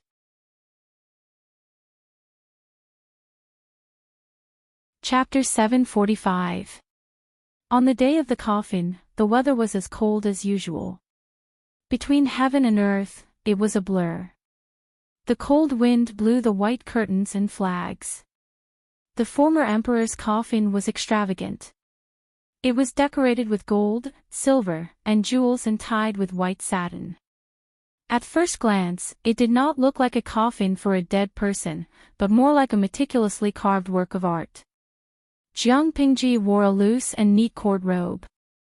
She watched the funeral coldly as it proceeded in an orderly manner. The national treasury was empty, and they owed a lot of debts. Many officials said that everything should be simple, but traces of extravagance could be seen everywhere. Apart from the fake sobbing, the fluttering of the flags in the cold wind, the footsteps of the people, and the snorting of the horses, there were no other sounds. Jiang Pingji followed the MC's instructions and mingled among the court officials. Her expression was as cold as a delicate porcelain doll. Of course, that was only on the surface. In fact, she was multitasking and watching the bullet screen in the streaming room. The funeral of the emperor, even if it was during a critical period, was very meaningful to the audience in the streaming room. Listening to the audience's conversation, it seemed that the funeral was specially broadcasted by the TV station. Jiang Pingji looked down and used the bullet screen to kill time. She occasionally said a few words. After the emperor's coffin was sent to the temple, she was about to proceed with the last few steps. Jiang Pingji's sharp ears heard the sound of galloping horses in the distance. She secretly shifted her gaze outside and vaguely saw an armored soldier hurriedly dismount from his horse. He held a bamboo scroll in his hand. Did something happen? Jiang Pingji frowned. The messenger's movement was discovered by others. The MC was the royal clan chief. His face suddenly darkened. The officials around them whispered to each other and discussed animatedly. Jiang Pingji calmed herself down and listened to the conversation between the messenger and the ministers of the royal court. What? Prince Changshu is praying to heaven and is sending the throne outside Qinzhou today, proclaiming himself emperor. The court officials' faces were as black as ash. Prince Changshu must have done it on purpose, right? Why did he have to choose the 7th day of the former emperor's death to worship heaven and proclaim himself emperor? It was a slap in the face. What should we do now? No one expected Prince Changshu to be so daring as to proclaim himself emperor. What else can we do? Of course we have to find a way to appease the people, then organize the troops to suppress the rebels. But if we mobilize our troops, I'm afraid we'll be the enemies of Prince Changshu and the Meng family of Zhangzhou. The alliance army has more than 400,000 soldiers. Why can't they take care of Prince Changshu and his kind? An old official did not care at all. That's right. Our 400,000 soldiers are still unable to kill a single thief. You think too highly of Prince Changshu. They were the legitimate ones. Prince Changshu did not have a legitimate title and was a traitor that everyone had the right to punish. Once he issued a declaration of war, all the knowledgeable people in the world would be able to suppress him. In this era, it was important to have a good reason to fight a war. When Prince Changshu besieged Qinzhou, it was also in the name of purging the emperor's followers and punishing the evildoers. He could not attack whoever he wanted. In one scroll, everyone in the world had a justifiable reason to attack Prince Changshu. Similarly, a war could not be won just because one had a good reason. Many of the old officials only saw their own benefits and did not consider the reality of the situation at all. They more or less took it for granted. Prince Changshu did not dare to go head-to-head with the allied forces because they could not afford to waste time. Similarly, the allied forces were in a state of disunity. They did not want to go head-to-head. Although they were somewhat naive, the officials knew that they had to support the allied forces and could not afford to have a conflict with them. When the funeral ended, the news of Prince Changshu's ascension to the throne spread. Many people frowned. Some people scolded Prince Changshu, some remained silent, and there were also people in the middle who tried to smooth things over. Jiang Pingji looked at the various expressions of the people and sneered. There are so many dramas happening these few days. Guess what Prince Changshu's next move will be? Feng Zhen sneered and said, most likely he will divide the allied forces and cause animosity among the people. According to Prince Changshu's original plan, he should have captured the emperor and forced him to abdicate the throne. Then, he would select the forces of the allied forces and confer titles one by one to appease them and divide the allied forces from the inside. Now that the former emperor has passed away, Prince Changshu's wishful thinking has failed. He can only proclaim himself as the emperor and confer titles to the allied forces in the name of the emperor. My lord also knows that there are many disagreements within the allied forces. Many of them are despicable. Perhaps he can really rope them in. Yang Si nodded in agreement. He said, however, Prince Changshu's move is beneficial to my lord. Jiang Pingji had fought for the position of Wanzhou magistrate for herself and even planned to reveal her identity as a woman. The chances of the imperial court agreeing to it were 50-50. However, with Prince Changshu's incident, the imperial court had no choice but to agree. They could only pinch their noses and confer the title of Wanzhou magistrate on a woman. Why? Because if the imperial court offended Jiang Pingji, wouldn't they be worried that Prince Changshu would take advantage of the situation and poach the Lu family? The Meng family had defected and the imperial city of Qinzhou was about to be plundered. If the Lu family came along, the imperial court of Dongqing would not be able to withstand the turmoil. Even if they knew that the Lu family and the Meng family on Prince Changshu's side were despicable, there were no eternal enemies in the world, only eternal interests. As long as interests existed, there were many examples of people turning weapons of war into gifts of jade and silk. Jiang Pingji smiled and said, "I know this principle." The results of the competition to become the next emperor were out. The winner was the crown princess's eldest legitimate son and the former emperor's eldest legitimate grandson. Hearing this news, the county chief of Shanghai County, Wu Mashang's face was as black as a coffin, gloomy and gloomy. He had been bouncing around for the past few days, trying to rope in allies. How could he have known that these people would act friendly on the surface but stab him in the back? Wu Mashang had thought that the next emperor would be him, but in the end, it still fell to an 11-year-old kid. No matter how angry he was, the result could not be changed. Even if Wu Mashang wanted to imitate Prince Changsho and rebel, there were still troops from the alliance stationed outside the city. He had no chance of winning. After the funeral of the 7th emperor, the young emperor's coronation ceremony followed. The young emperor was only 11 years old. His body was thin and weak, and his eyes were filled with fear of strangers. He looked at them timidly. Although it was a coronation ceremony, it was far less luxurious than the previous emperor's funeral. In fact, it seemed rushed and simple. The emperor wore an ill-fitting ceremonial robe and a crown on his head. His footsteps were unsteady as he held the Empress Dowager's hand and walked to the dragon throne. Jiang Pingji glanced at the bullet screen in the livestream room. She felt that one of the viewers made a lot of sense. Nia Bailing, sigh, the mother is strong and the son is weak. It looks like the Empress Dowager's coronation ceremony, and the young emperor has become a foil. The Empress Dowager presides from behind the curtain, and the young emperor is just a decoration.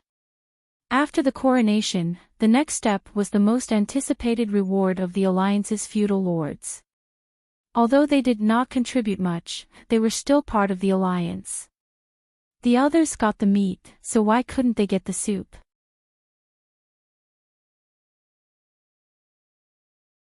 Chapter 746. After counting the 3 biggest contributors, it was time to count the vassals who had performed well in the Battle of Jiamen Pass. Don't look down on the alliance army that came to rescue the king. There were still people who were better than them. Huang Song and Enchui's performances were very eye-catching.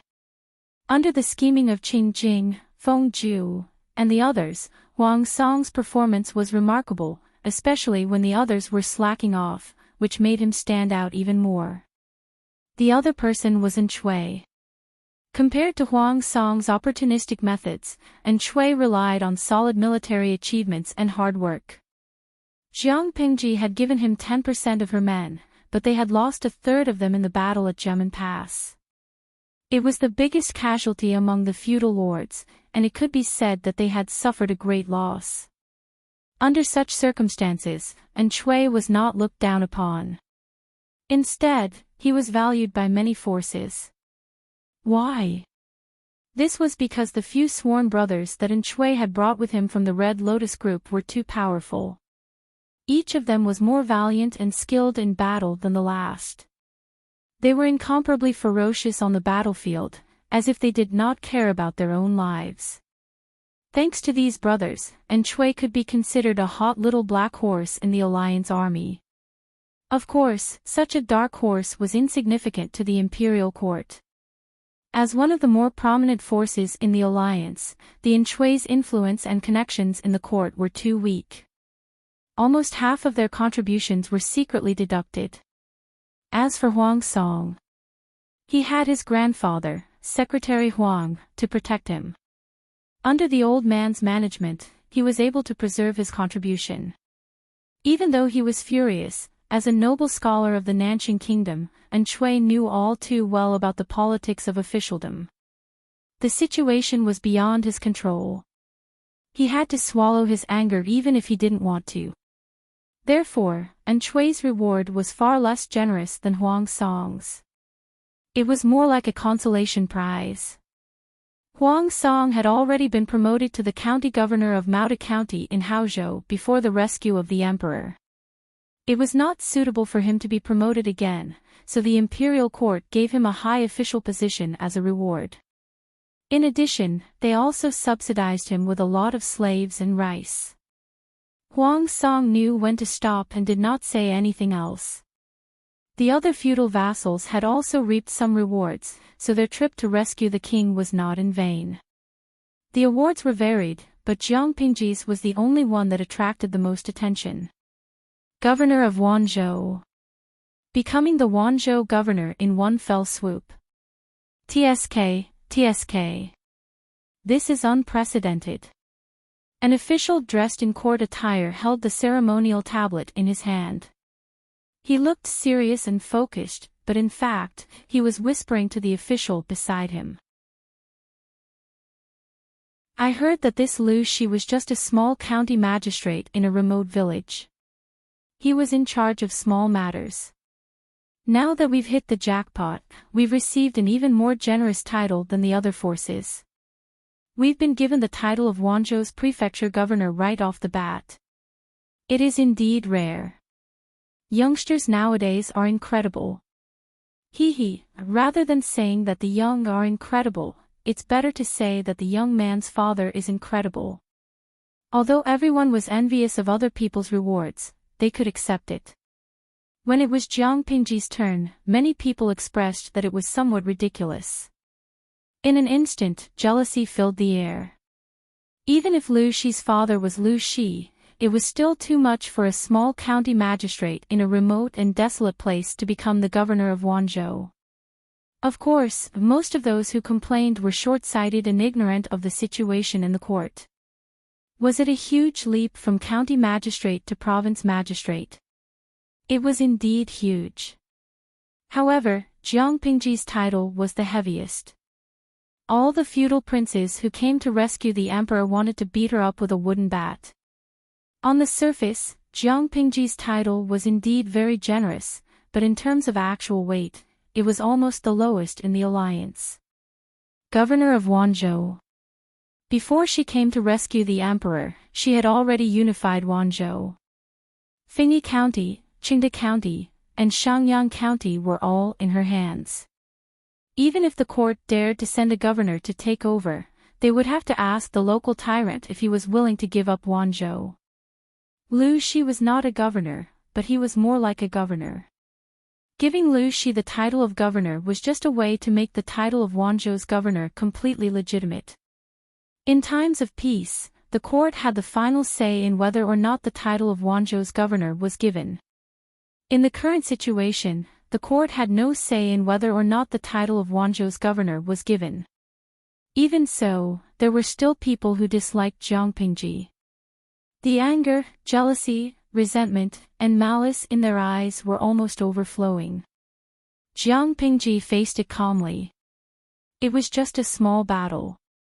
The more jealousy and envy she could endure, the more glory she could endure in the future. Listening to the unfamiliar attendant read the imperial edict, Jiang Pingji seemed to be serious, but she was actually distracted. She secretly paid attention to the owners of those malicious gazes.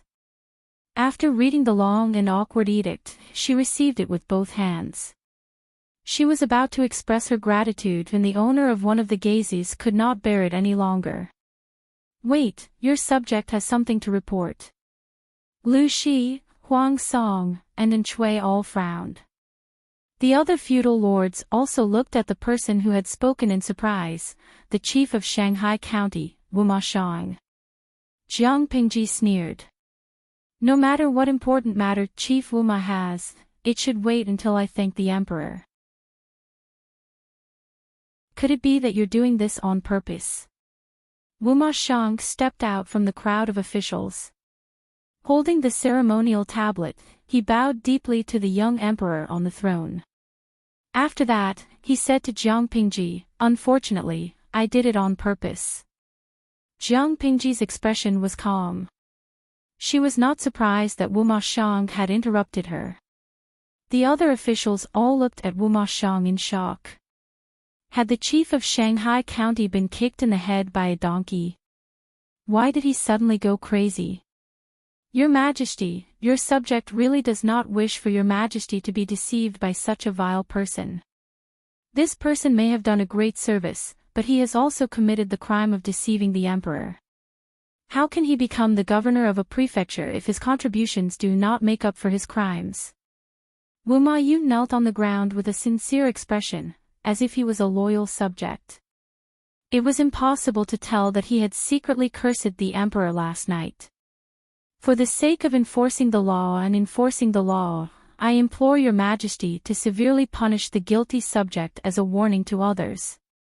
The audience in the streaming room had been happily waiting for Jiang Pingji to be promoted. The sudden appearance of a clown instantly caused an uproar. I have heard of it, Mother *Ker, where did this idiot come from? Xianggu very softly Mang, I'm so angry. Where did this drama queen come from? I'll kill him with one slap. Axan Chao Qinfin, I'm a little stunned. The host's gender has never been revealed. Strictly speaking, it is indeed a crime of deceiving the emperor. Never owe it, what crime of deceiving the emperor? If these idiots can touch a single hair on the host's head, I'll eat my keyboard on Livestream. Jiang Pingji sneered, not even bothering to spare them a glance. Huang Song stepped out to speak for her. There was a hint of anger on his face. The Minister General is loyal to the court. He traveled thousands of miles just to save the emperor. Such loyalty can be seen by the heavens, the sun, and the moon. How did he become a sinful subject who deceives the emperor in the mouth of the chief? The Minister General is a good subject, a pillar of the country. Chief Wuma, you have no evidence. Don't slander me with empty words. And Shui also wanted to speak up for him, but he looked at Lu Shi and held back. Her own father was not worried, so why should he, an outsider, be? Wuma Shang sneered. Evidence? Of course I have evidence. You only need this person to strip naked in the palace hall. Everyone was confused, but Lu Shi and Jiang Pingji remained unmoved.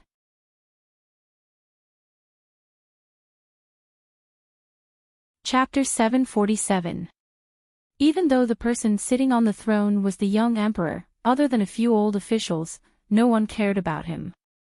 But no matter what, the emperor was still the emperor, and the court meeting was still a court meeting. Not to mention exposing one's body, even if one's clothes were disheveled, it was enough to be charged with disrespect. A lighter punishment would be the loss of one's reputation, and a more serious punishment would be the loss of one's head. If someone took the matter to the extreme and refused to let it go, that would be great. It might even implicate the entire family. Was Prince Changsho under a spell? Why did he suddenly ask others to expose their bodies in front of so many people? Huang Song wasn't the only one who thought this. The other officials were even more confused. Even though Wu Ma Shang had a bad temper, he wasn't such a rude person, let alone asking someone to be naked in court. Wu Ma Shang ignored Huang Song and said, since this person isn't willing, I can't force him.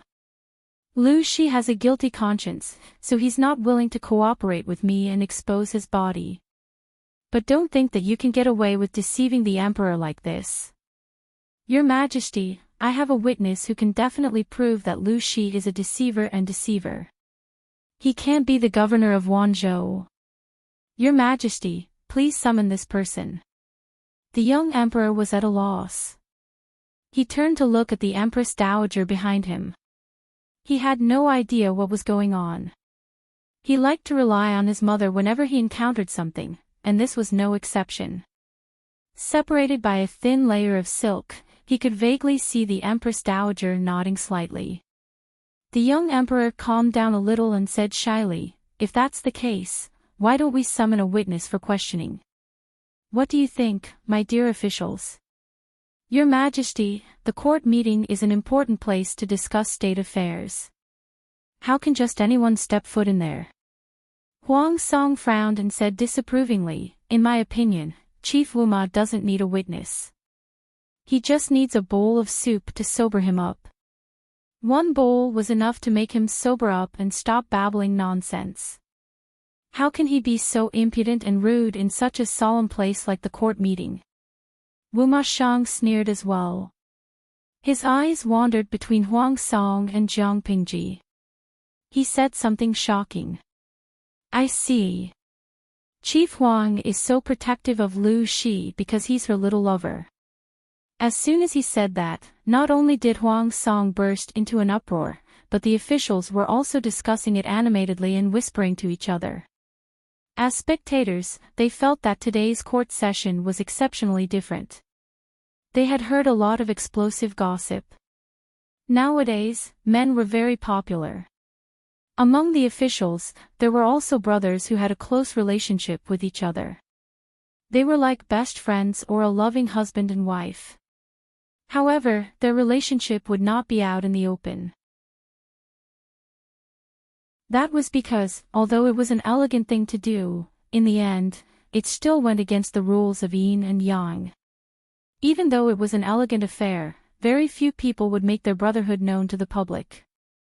The bystanders were watching the show, but Huang Song was frightened. He said with a hint of anger, "I'm not like County Chief Wu Ma, who has no scruples. Don't slander me when it comes to men." After he finished speaking, Huang Song secretly gave Jiang Pingji a look, indicating for her to clarify as well. Otherwise, if they were caught in a bucket of sh*t, what would happen to their reputations? Thinking of the main wife in the Fu, Huang Song felt his legs go weak.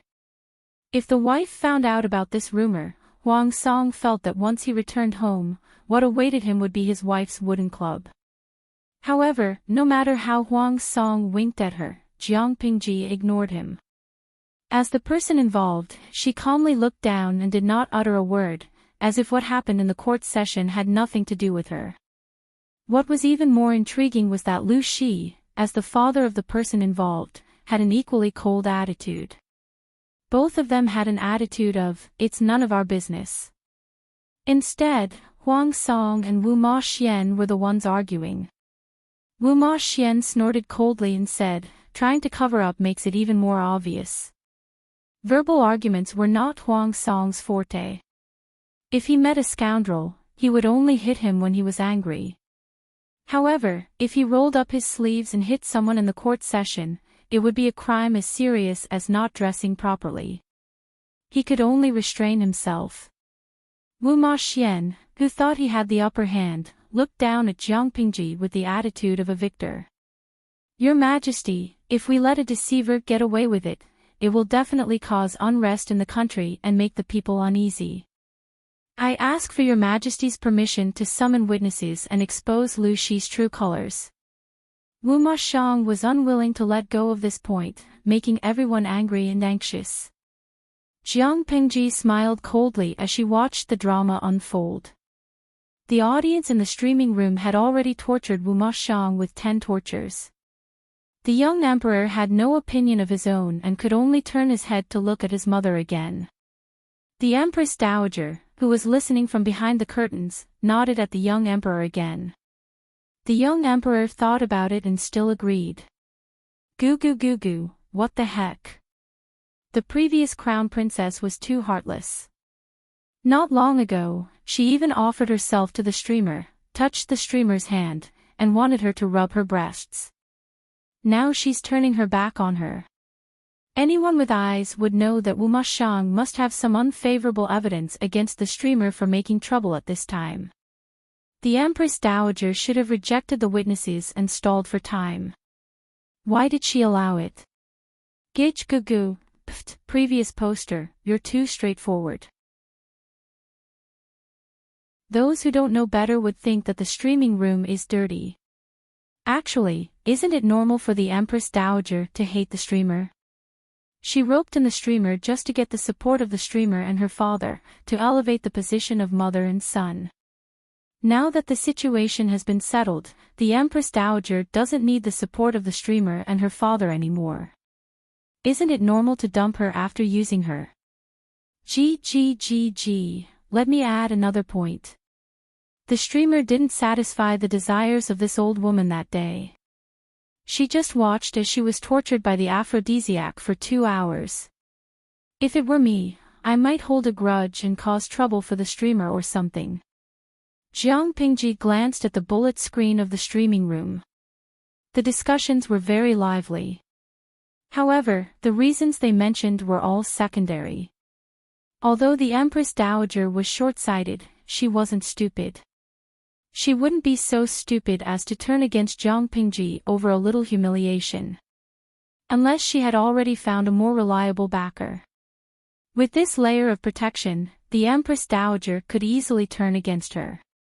Reality proved that Jiang Pingji's guess was correct. Wu Mashang had thought that the throne was in the bag, but the final result was a harsh slap to his face. However, this person was ambitious. He wasn't someone who would give up easily. The Empress Dowager had entered his hunting range. As long as he completely controlled the Empress Dowager, it would be the same as controlling the young emperor. At that time, Wu Mashang wouldn't be the emperor, but he would be more like the emperor. On the other hand, the Empress Dowager wanted to find a reliable partner to work with. She hoped that she would have a partner to stabilize the position of the emperor and his mother. Therefore, the two of them hit it off.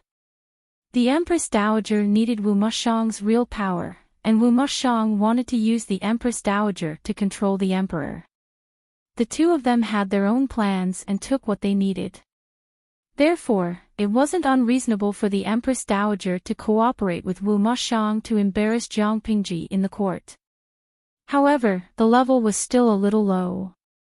Jiang Pingji finally spoke. She smiled and said, "Your subject has no objections. Let's do as the county chief said and summon the witness."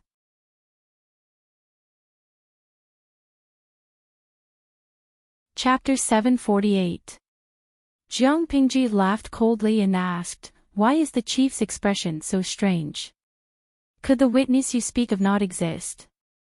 After a moment, Wu Mashang's dull eyes regained their luster. "Don't be so arrogant. Let's see how you argue when the witness testifies. Deceiving the emperor is a capital offense. I advise you to think of a way out first." At that moment, not only was Jiang Pingji laughing coldly, but the other officials were also laughing in their hearts.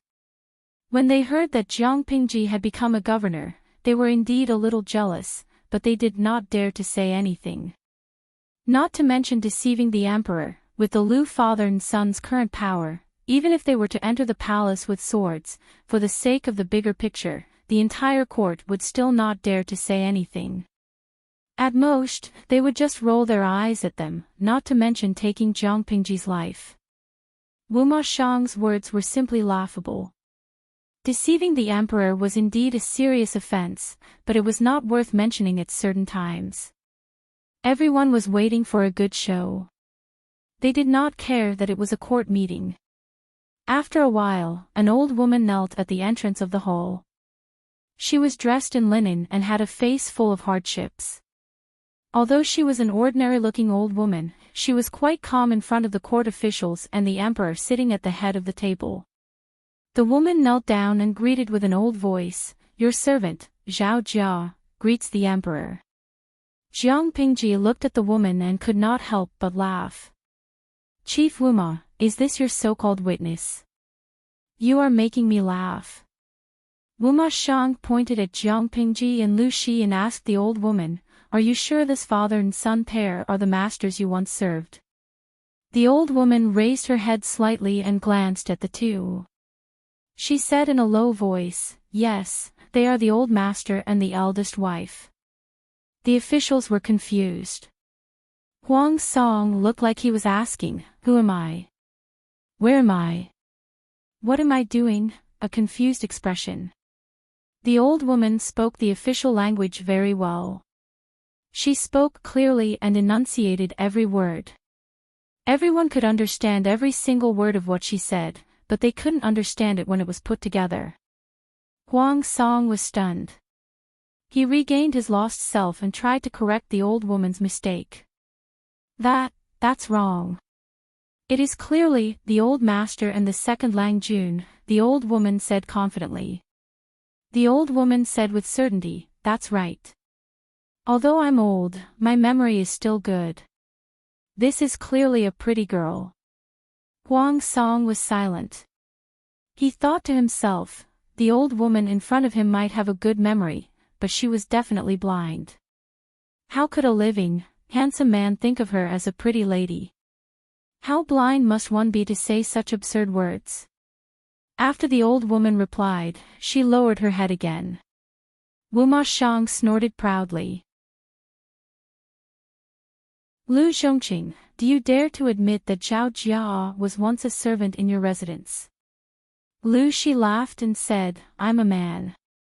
The chores in the inner courtyard have always been handled by the women in the inner courtyard. How would I know? Wuma Shang snorted. Avoiding the important and focusing on the trivial. You have no choice but to admit it. This Zhao Jia is obviously a servant brought along by your first wife, Gu Min, in her dowry. Not long after you lost your wife, you personally released a group of servants. Do you dare to say that you don't know them? After hearing this, Lu Shi said carelessly, that was more than 10 years ago. I'm not like Chief Wuma, who can remember the affairs of other people's courtyards so clearly. If you say that this Zhao Jia was the wife's servant, then that's fine. I have no objections. When the others heard this, they felt that Lu Shi's attitude was a bit strange. Others were obviously attacking Lu Shi's son, but not only did Lu Shi not defend him, he even hit him when he was down. Before they could figure it out, Jiang Pingji, the person involved, seemed to have dug a hole for herself. Father, I heard from my stepmother a long time ago that there was indeed a Zhao Jia among the old people by my mother's side. Perhaps it's her. Lu Shi glanced at the old woman and casually said, oh. At that moment, everyone could see that this father and son pair did not take this matter to heart. They were purposely making fun of others. The old woman knelt on the ground and secretly clenched her fists. Her voice was hoarse. This servant is indeed the late wife's servant. Back then, she lost 2 sons and her body was extremely weak. Not long after, she passed away, leaving behind the old man and the eldest wife. Wuma Shang asked the old woman, are you sure that this Lu Shi in front of you is that eldest wife? The old woman nodded with certainty and said, this servant can confirm that the eldest wife's eyebrows, nose, and chin are very similar to the late wife's. Back then, the late wife especially doted on the only 4-year-old second Lang Jun, but because the servants did not take good care of him, he accidentally drowned. In order to appease the late wife's pain, the old man lied and said that the one who drowned was the eldest wife and had the eldest wife take the name of second Lang Jun. Lu Shi laughed coldly after hearing this. To me and the late wife, every child is our flesh and blood. There is no such thing as the palm of the hand or the back of the hand. Because of such a ridiculous reason, a daughter took the place of a son and let a daughter live under the shadow of a son. What a waste of being a father and a waste of being a mother. Wuma Shang immediately seized on his words and questioned, so you're saying that you deny the truth? But Lu Shi said, I'm just denying that ridiculous reason. In other words, other than the reason, Lu Shi did not refute the other facts. Admitting it so easily, Wuma Shang felt as if his fist had punched cotton. It was very uncomfortable. Now, it was Jiang Pingji's turn to add insult to injury. She looked at Wuma Shang as if he was an idiot and asked him, Chief Wuma, you mobilized so many people just for this? Wuma Shang and the old woman's expressions synchronized, as if they were both stunned. Jiang Pingji continued, actually, we are quite grateful to Chief Wuma for this. Because even if you didn't say it, my father and I had planned to tell the truth to His Majesty and the Empress Dowager after the court session. It's just that we were the ones in the wrong and lied to them first, so we didn't know how to bring it up. Chief Wuma is very understanding and has actually helped us a lot, saving us a lot of trouble. Wuma Shang's expression froze, and the old woman also looked at a loss. After a while, Wuma Shang said, "You're quite the schemer. Don't think that you can lessen the crime of lying to the emperor by saying this in hindsight. If I don't expose you, who can guarantee that you and your father will voluntarily confess after the court session and not continue to deceive the world?" Jiang Pingji asked him with a troubled look. This is just a small matter, so why is Chief Wuma so persistent?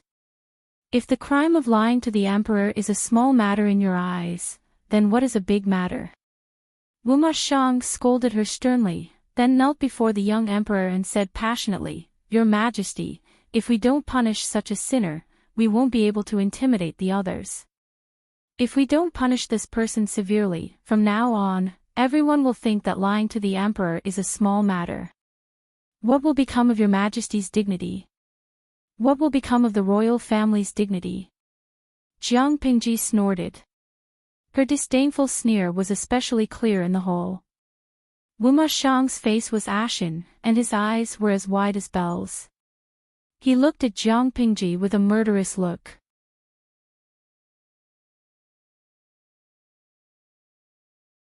Chapter 749. Go ahead and ask. I would like to see if you can distort the truth in front of everyone. If that's the case, then Chief Wuma, listen carefully.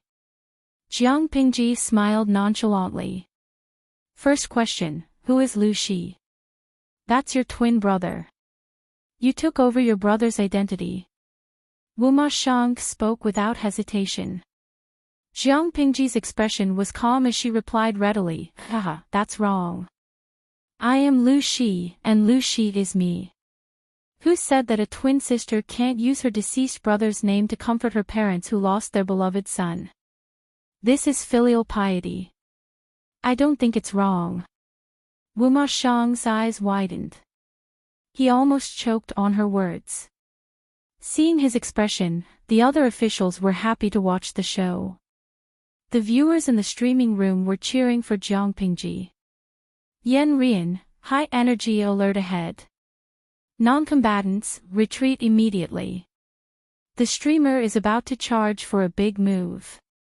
Drifting with the tide, little ding ding, what? 120. There's a critically injured patient here. I've booked an ambulance. Gu Feng EC Yuan, the streamer has charged up to 100%. I have a feeling that it's going to be a terrifying battlefield. Wu Yi Xing Xing, isn't it good to be alive? Why did you have to provoke my husband? Look at him now, he's about to die. Sophistry. Wuma Shang's expression darkened. He didn't know how to retort. Jiang Pingji smiled as she asked her second question. She was even more cunning, and the officials held back their laughter. Second question. Chief Wuma, listen carefully. Do you think that those who wear men's clothes are all men, and those who wear women's clothes are all women, is correct? Wuma Shang opened his mouth. He didn't know if he should answer right or wrong. Because no matter how he answered, Jiang Pingji had a bunch of questions waiting for him. If he answered that it was correct, he would be lying through his teeth. How could the gender of a man and a woman be determined by a piece of clothing?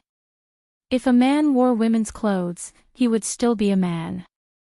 His body would not turn into a woman. Similarly, if a woman wore men's clothes, she would still be a woman. She would not turn into a man. If Wuma Shang answered wrong, he would be jumping into Jiang Pingji's trap and slapping himself in the face. He said sullenly, "Of course that's wrong." Jiang Pingji laughed. "That's right. That's wrong. Similarly, I, Lu Shi, am a woman. It's just that I love dressing up as a man. The world thinks I'm a man just because I'm wearing men's clothes. Is this also my fault? I, Lu Shi, have never used makeup to hide my appearance. I've always been barefaced. Outsiders have mistaken me for a man. Do you expect me to tell everyone I meet that I'm a woman? What he meant was, how could he blame others for his own blindness? Wu Ma Yu was so angry that his face turned red. He pointed at her and said, "Ignorant child, this is clearly quibbling. If you had no intention of hiding it, why did you say that you would confess to His Majesty and Empress Dowager after the court session? It's clearly intentional. It's simply an act of deceiving the Emperor." "You're wrong," Jiang Pingji said strangely. "Everyone thinks that Lu Shi is a man, including His Majesty and the Empress Dowager. I didn't sincerely hide it, but I also didn't explain it in time. I also didn't tell everyone I met that I was a woman. That's why I admitted that I was deceiving them. I'm just saying this to give the prefectural governor a way out of this embarrassing situation. I never expected the county governor to be so overbearing." After being tricked by Jiang Pingji again and again, Wu Ma Shang's rage had reached its peak. "No matter how much you quibble, you still can't hide the fact that you tried to disguise your gender to take over as Wanzhou's governor. I understand now. Chief Wu Ma is holding on to this matter because she thinks that I, a woman, shouldn't take over as Wanzhou's magistrate." Wu Ma Xing laughed sinisterly. "You concealed your gender with the intention of taking over as Wanzhou's governor. You have committed a great crime of deceiving the emperor. What else do you have to say?" Jiang Pingji coldly glanced at Wu Ma Shang. "I thought that the real crime of deceiving the ruler would be when someone else pretended to be Lu Shi and took over as Wanzhou's magistrate. I never thought that your so-called crime of deceiving the ruler would be when a woman concealed her gender and took over as Wanzhou's magistrate. Lu Shi is still Lu Shi. He's the real Lu Shi, not an outsider pretending to be him. Why can't he take over as Wanzhou's magistrate?" Jiang Pingji sneered. "Why don't you say that the county chief thinks that women are not qualified to be Wanzhou's magistrate?" Wu Ma Shang asked in return. "Did I say anything wrong?" "Of course it's wrong. It's the funniest mistake in the world." Jiang Pingji's voice suddenly became loud and clear.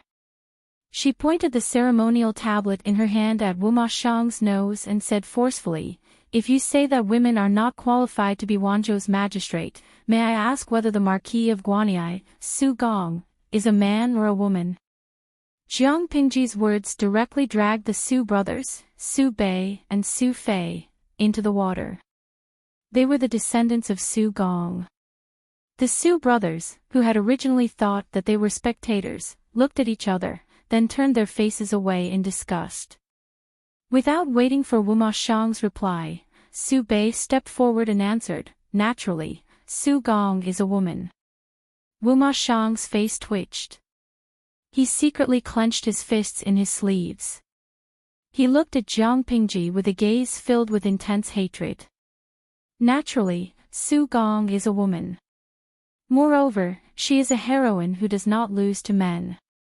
Jiang Pingji smiled and cupped her hands in greeting to Su Bei. Su Bei also returned Jiang Pingji's greeting in a daze. He was still in a daze. How did the promised younger brother turn into a younger sister? The face was still the same face, the body was still the same body, but the gender had been reversed. Jiang Pingji pressed on. "I, Lu Shi, do not dare to be arrogant and say that I have surpassed my predecessors, but ever since I was young, I have admired Su Gong. I have secretly regarded her as my role model. My dynasty is the legitimate descendant of the Xia dynasty. Naturally, we have to follow the previous dynasty and restore our former glory. I have one last question. Listen carefully, Chief Wuma. Now, do you still think that Lu Shi, as a woman, is wrong to take over the position of Wanzhou's magistrate?" Wuma Shang was about to say that Jiang Pingji was arrogant. How could she compare to Su Gong? Jiang Pingji had already gained the upper hand with her words. Could it be that Chief Wuma also agrees with the for self-accomplishment classics for women, that the people of Zhongzhou worship and regard as the standard? That women should obey the 3 virtues and 4 virtues. That women like Su Gong are women who do not abide by the ways of women. That they should be stripped of their titles and nailed to the pillar of shame. I heard that when the 4 self-accomplishment classics for women was popular in Zhongzhou, many learned scholars even wrote books to condemn Su Gong and other female heroes. Chief Wuma, do you agree? Jiang Pingji asked aggressively. You only need to answer yes or no. Wuma Shang's face was deathly pale. He could hear countless voices buzzing in his ears. His palms were covered in sticky cold sweat. He stammered, you're twisting words and forcing logic. This kind of woman who does not abide by the ways of women. Enough. A stern rebuke forcefully interrupted Wuma Shang's words. An ivory baton was swung across his face, almost knocking him out. Su Bei's face was as black as the bottom of a pot. He asked sternly, Wuma, you old fool. Who are you calling unruly? Su Fei's temper was not as good as Su Bei's.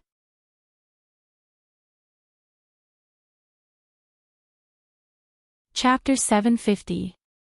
They definitely could not tolerate this. The Su family's current prosperity was all due to their ancestors and the generations of descendants.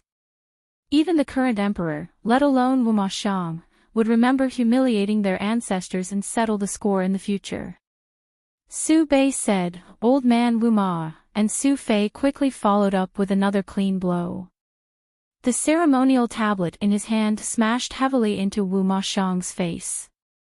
In just a few breaths' time, a slightly swollen red mark appeared on his face.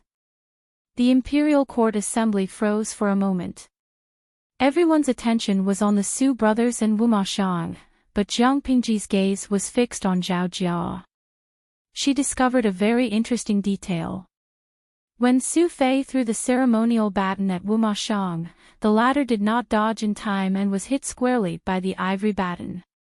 At the same time, Zhao Jia, who had been kneeling on the ground, subconsciously moved and secretly raised her hand to cover her face.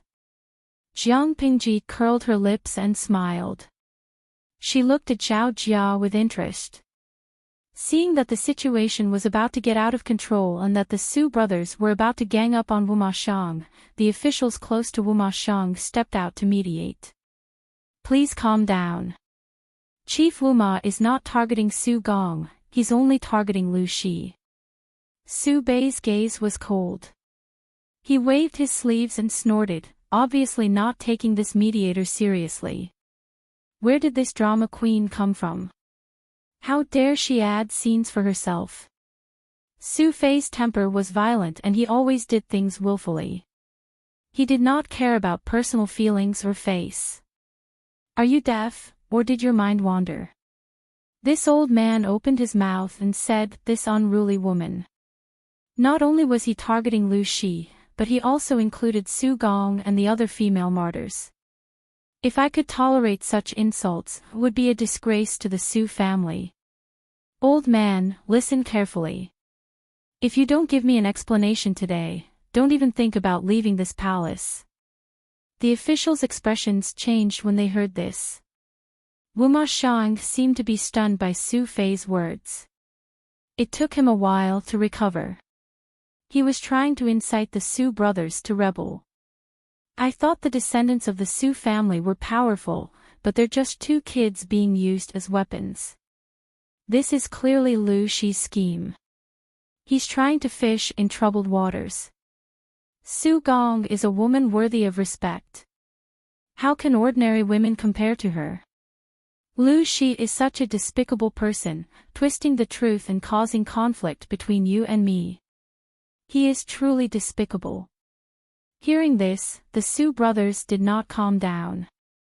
Instead, they both snorted and looked at Wuma Shang with disdain. Was there a need for Wuma Shang to explain? Even a blind man could tell that the 2 brothers had been implicated. At the end of the day, if Wuma Shang had not come looking for trouble, would the 2 brothers have been implicated? Old man, don't try and change the topic. Wuma Shang snorted coldly. Wuma Shang snorted heavily, his gaze cold. Master Su and Lu Shi are two separate matters. The two Langjuns of the Su family should not interfere with Lu Shi's matters. Once this official exposes the crime of deceiving the monarch, I will personally visit the two of you to explain and beg for forgiveness. How about that? Su Pei didn't know what to say. Jiang Pingji had dragged them into the water to attract and divert Wuma Shang's attention. If they just left like that, it wouldn't be very loyal. Su Bei wanted to say no. Jiang Pingji had dragged them into the water to divert Wuma Shang's attention. If they just left like that, it would be dishonorable. Su Bei's little scheme wasn't bad. Unfortunately, the two brothers' brainwaves were not on the same channel. Su Fei, who had zero tacit understanding, had ruined his plan.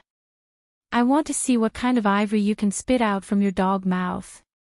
I want to see what kind of ivory you can spit out from that dog mouth of yours. Stupid pig cousin aw. Su Bei's expression did not change, but he was already cursing Su Fei in his heart. Not only did Su Bei think that the younger brother was a scammer, but the viewers in the streaming room also thought that Su Fei was a scammer. Idao Ho Hong, damn. What is a pig teammate? Su Fei is a pig teammate. Midnight epilepsy. The host worked so hard to create an advantage, but it was all destroyed by that stupid pig Su Fei. Luochen Buzzishin, I take back what I said. How is Su Fei cute? He's just stupid. This was such a good opportunity. With such a powerful attacker like the host, even if the brothers did not say anything, they would still be able to get some kills in the end. Now, they were defeated by old Wuma with just a few words. If they did not team up to kill the old man, they would just be waiting to be killed. Little Penguin Meow Meow, to the previous poster, I don't agree with you. Our host's battle power is over 10,000. She can carry the entire battle by herself. Without the help of the Su brothers, Jiang Pingji seemed to be in a disadvantageous position. Wuma Shang laughed coldly. As expected of Lu Zhongqing's son. Your ability to twist words and force logic is not bad. Unfortunately, the eyes of the officials are sharp. No matter how much you try to clear your name, sophistry is still sophistry. Don't even think about using the ancestors as a shield. You're just a mere deceiver. How can you be mentioned in the same breath as so many heroes? Lu Shi, what else do you have to say? Unexpectedly, Jiang Pingji looked at the red marks on his face and sneered mockingly. Chief Wuma, do you know why the second son of the former emperor died? This question stunned not only Wuma Shang, but the other officials as well. How did the death of the second son of the former emperor have anything to do with the current situation? You're talking nonsense again. Wuma Shang furrowed his brows in disgust. Jiang Pingji said, You're wrong. I'm not talking nonsense, and I'm definitely not talking nonsense. The second son of the former emperor was found to have used witchcraft to murder the former emperor and the demon Empress. That's why he was killed. His mother's family was also implicated. I suspect that you've been bewitched by witchcraft. The officials were in an uproar. This development was a little scary. They felt like their brains were not enough to process it. Wuma Shang's face darkened, and he almost jumped up. Ridiculous. Absolutely ridiculous. Chief Wuma, don't be in such a hurry to deny it. I dare to say this because I have evidence. Just like how Chief Wuma was able to find this Xiao Jia as a witness, I also have evidence. However, I'm not Chief Wuma.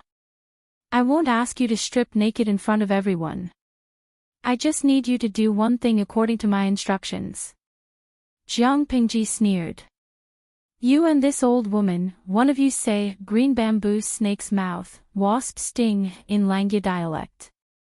The other one says long live the emperor, in Zhangzhou dialect. When she made this strange request, the officials were still confused. After a while, the old woman said it again in awkward Langya dialect, and Wuma Shang followed in Zhangzhou dialect. Jiang Pingji sneered. You seem to have misunderstood. I said it at the same time, not one after the other. Wuma Shang stepped forward and scolded, bitch, don't go too far. Jiang Pingji's voice suddenly became loud, and she used some mental pressure. Are you not willing to say it, afraid to say it, or are you saying that you can't do it?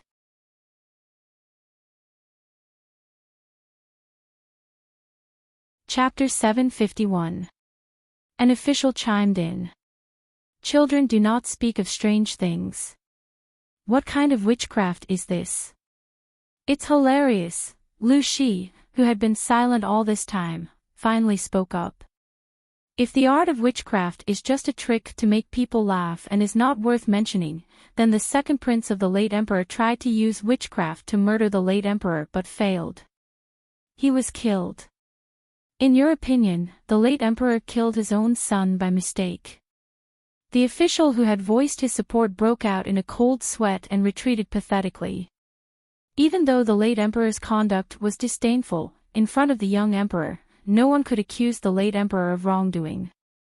Lu Shi continued, regardless of whether witchcraft exists or not, Lanting suspects that Chief Wuma was controlled by witchcraft. Why not just repeat what she said and say it at the same time? A simple sentence can break through Lanting's slander. Why not? What's there to talk about? Su Bei, who had missed a golden opportunity, also voiced his support. That's right. Chief Wuma and this old woman can just say it at the same time. If they can say it, then it's Lu Shi who is slandering you and the witchcraft is non-existent.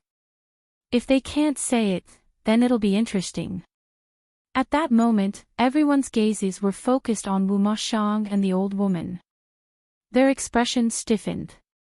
Under the watchful eyes of the public, they finally steeled their hearts and prepared to speak. But no matter what they said, one of them opened his mouth and the other closed it.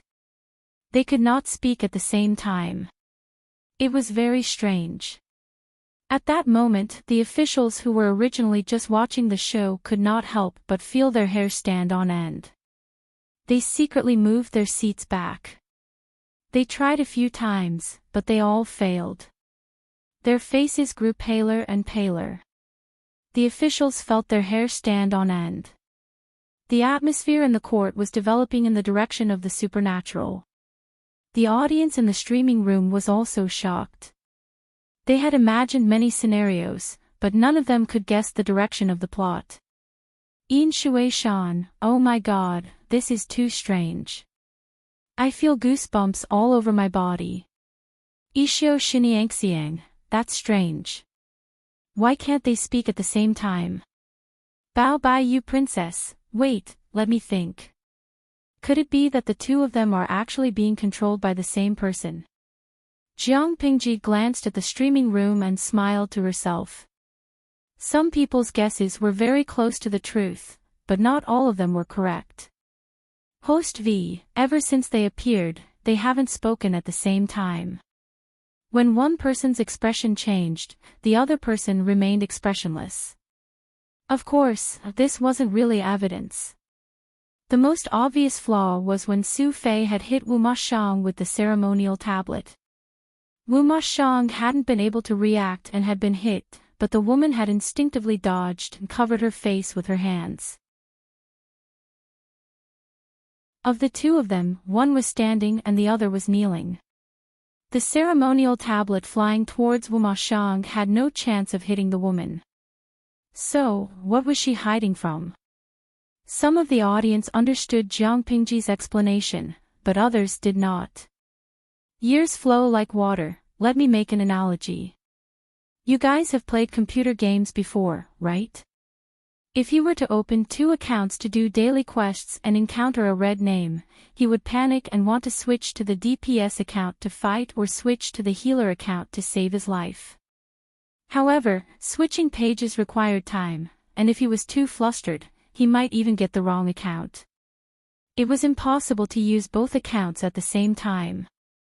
I think I understand what the host is trying to say. Wu Ma Xiang and that woman are actually one person controlling 2 accounts. With such an explanation, the slow-witted audience members finally understood. Some of them even found it funny. Zhengxue Shijin, ha ha ha, I suddenly remembered the host's request. One person spoke in the Langyi dialect and the other spoke in the Zhangzhou dialect. This was no longer doing 2 things at the same time, it was clearly doing 4 things at the same time. There were very few people who could do 4 things at the same time.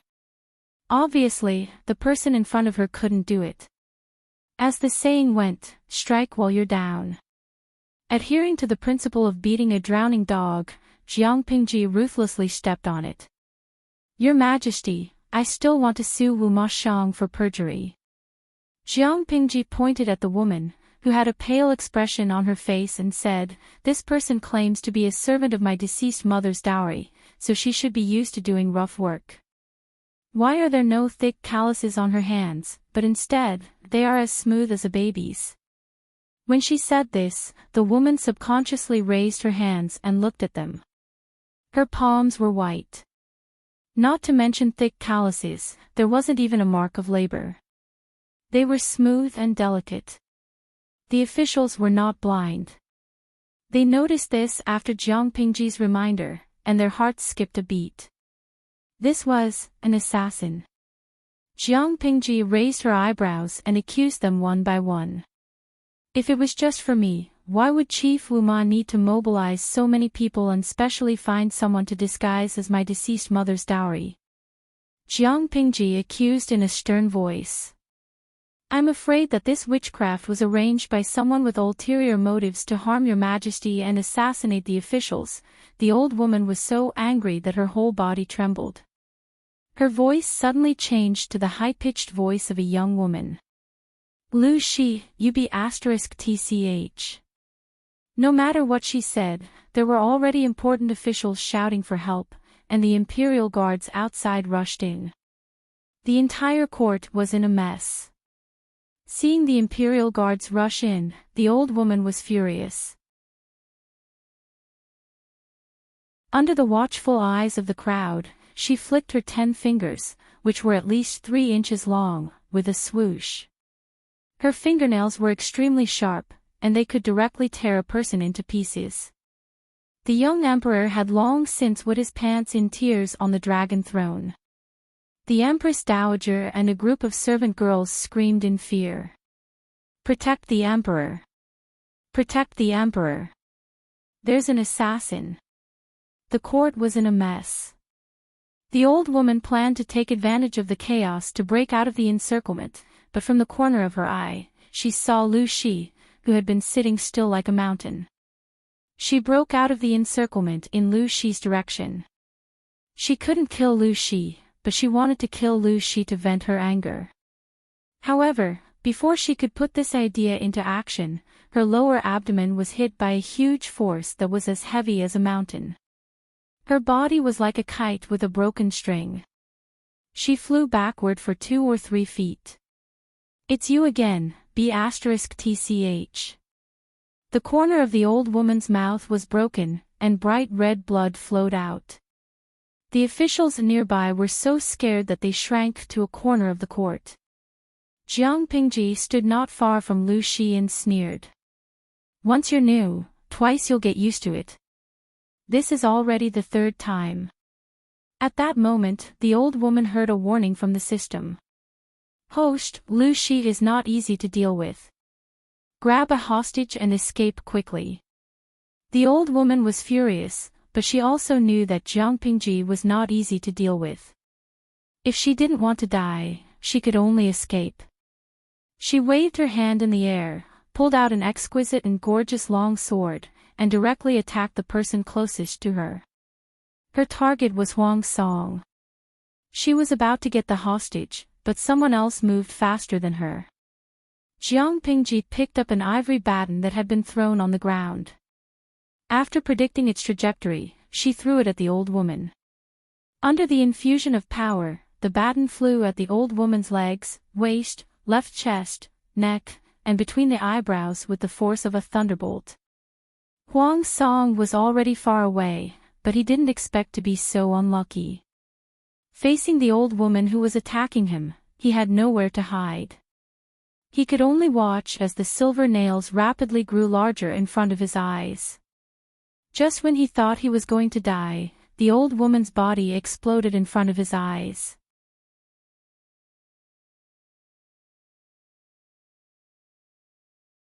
Chapter 752. Blood splattered on Huang Song's face, drenching him in a daze. For a moment, the court was silent, as if someone had pressed the pause button. The dismembered body fell to the ground with a dull thud. The thick blood spread out and wet the socks on Huang Song's feet.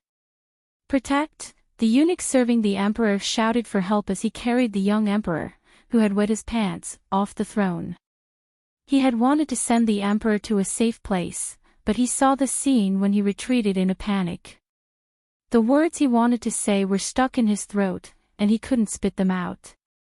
The young emperor had witnessed the whole process. He was so scared that his tears had stopped flowing, and he couldn't stop trembling. Huang Song's face was sprayed with blood and brain matter. His court clothes were stained with flesh and organs. His eyes were wide open because of fear, as if his eyeballs were about to pop out of their sockets. Only when the imperial guards took down the muddle-headed chief of Shanghai County did his rapidly beating heart slowly return to a normal rhythm. In the eyes of outsiders, the old woman's fingernails had suddenly grown long, and she had torn several imperial guards alive with her bare hands. She looked like a demon. Such a powerful demon had been smashed into pieces by Jiang Pingji's 5 ivory batons. Then there was a problem. Wasn't Lu Shi more terrifying than a demon? Huang Song's psychological quality was still very high, but when he came to his senses, he found that his legs were sore and weak. With a plop, he knelt on the ground. Not far from him was the dismembered body of the old woman. One of her eyeballs was hanging out of her socket, and the other had rolled to the side of her head. One of the batons had been aimed at her waist, and her intestines had flowed out of the wound. Huang Song had seen such a bloody scene before, but the current scene was even more impactful. He couldn't hold it in for a moment. His stomach convulsed, acid gushed out, and the urge to vomit rushed to his head. Wretch! He raised his hand to cover his mouth, tilted his head, and vomited. At first, he could vomit the remains of his breakfast, but later, only acid was left. Not only was Huang Song in a sorry state, but the other officials were also trembling with fear. They were so scared that they didn't dare to make a sound. Their faces were pale, and they were losing blood. They were afraid that if they breathed too loudly, they would attract the attention of the killer. In the entire court, only Jiang Pingji and Lu Shi were calm. "Your Majesty, I have killed the demon." Jiang Pingji looked calm and collected. She folded her sleeves slightly and bowed respectfully in the direction of the young emperor. Her voice was calm and clear, like a command. The time in court began to move again. The officials, who had been too frightened to move, also came back to their senses. One by one, they found that their inner robes were soaked in sticky sweat. Looking at their dumbfounded expressions, the viewers in the live stream expressed their disdain. All of them were high-ranking officials, yet they were scared *+ by such a small battle. How embarrassing! Blood Sea Liuxiang, the voice of all the officials, who am I? Where am I? What am I doing? Qiu Xiaonan, I'm scared to death. I've heard that there are super bloody scenes in this live broadcast room, but I didn't expect it to be so bloody. Diligent lazy woman, I don't think this is bloody. At most, it's disgusting. The real bloody scene can only be seen when the host goes to the battlefield. That scene is magnificent and bloody. However, I felt sorry for Huang Song. This experience would leave a big shadow in his heart. If Huang Song has a conflict of interest with our anchor in the future, do you think he will back down before the fight even starts? Liu Siji Lianming, I don't think so. There will be a shadow in his heart, but Huang Song is not a simple character. He has experienced much more horrifying and bloody scenes than this.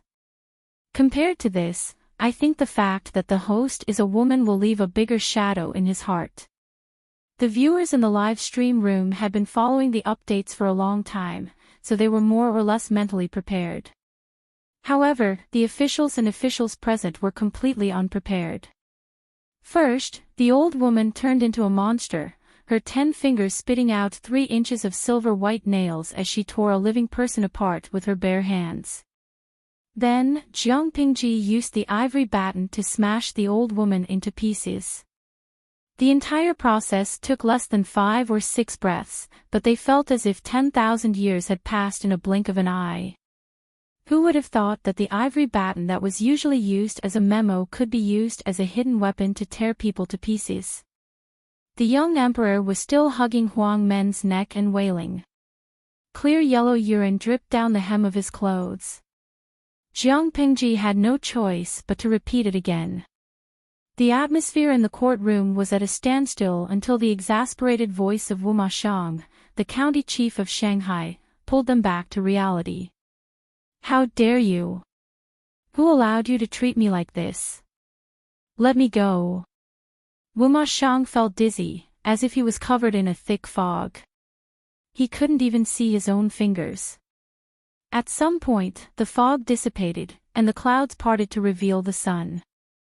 His vision and mind became clear again. He blinked his eyes in confusion and was shocked to find that his hands were tied behind his back. He was kneeling on the ground in a sorry state. At that moment, Wu Mashang, who had lived like a prince for a long time, couldn't hold it in anymore. He yelled at the guards. The bewildered and helpless officials immediately turned their attention to Wu Mashang. If it weren't for this guy, how could today's farce have happened? The Empress Dowager, who had been frightened to the point of losing all color, forced herself to calm down. She said angrily, "Guards, arrest the traitor Wu Mashang and await his punishment." Wu Mashang didn't understand the current situation. When he heard the Empress Dowager's words, the flames in his heart surged. In his memory, the two of them were just having a good time not long ago. They were so tired that they were sweating profusely. Now, in the blink of an eye, they had become merciless. Wait, Jiang Pingji stopped the guards from arresting Wu Mashang. Reporting to the Empress Dowager, who County Chief Wu Mashang must have fallen for a despicable trick. Today's incident wasn't his fault. If we arrest him without clarifying the situation, Chief Wu Ma is being wrongly accused. The Empress Dowager was secretly resentful. Her armor was deeply embedded in her flesh as she moved. Her full lips were bitten by her pearly white teeth. She would never forget the scene of her seducing Lu Shi. Now that she thought about it, she was angry, hateful, embarrassed, and annoyed. No matter how much she offered to sleep with him, this person remained indifferent. He could only watch as she, who was as beautiful as a flower and as beautiful as jade, was tortured by the secret fragrance. He thought it was Lu Xiaohui, but it turned out to be a fake Lang Jun. Wu Mashang was even more flustered. When he heard Jiang Pingji's words, he immediately climbed up the pole and shouted that he was innocent. Your subject just woke up in a daze. I don't know what happened. I'm being wrongly accused. Your Majesty and the Empress Dowager, please understand. Wu Mashang wasn't lying. Before he woke up, he clearly remembered that he and the Empress Dowager were having a good time together. He was so happy that he forgot everything else. That night, he slept very deeply. When he woke up, he found himself in the royal court, surrounded by the imperial guards. He was so scared that he didn't know how to react. Jiang Pingji's thin lips curled up slightly.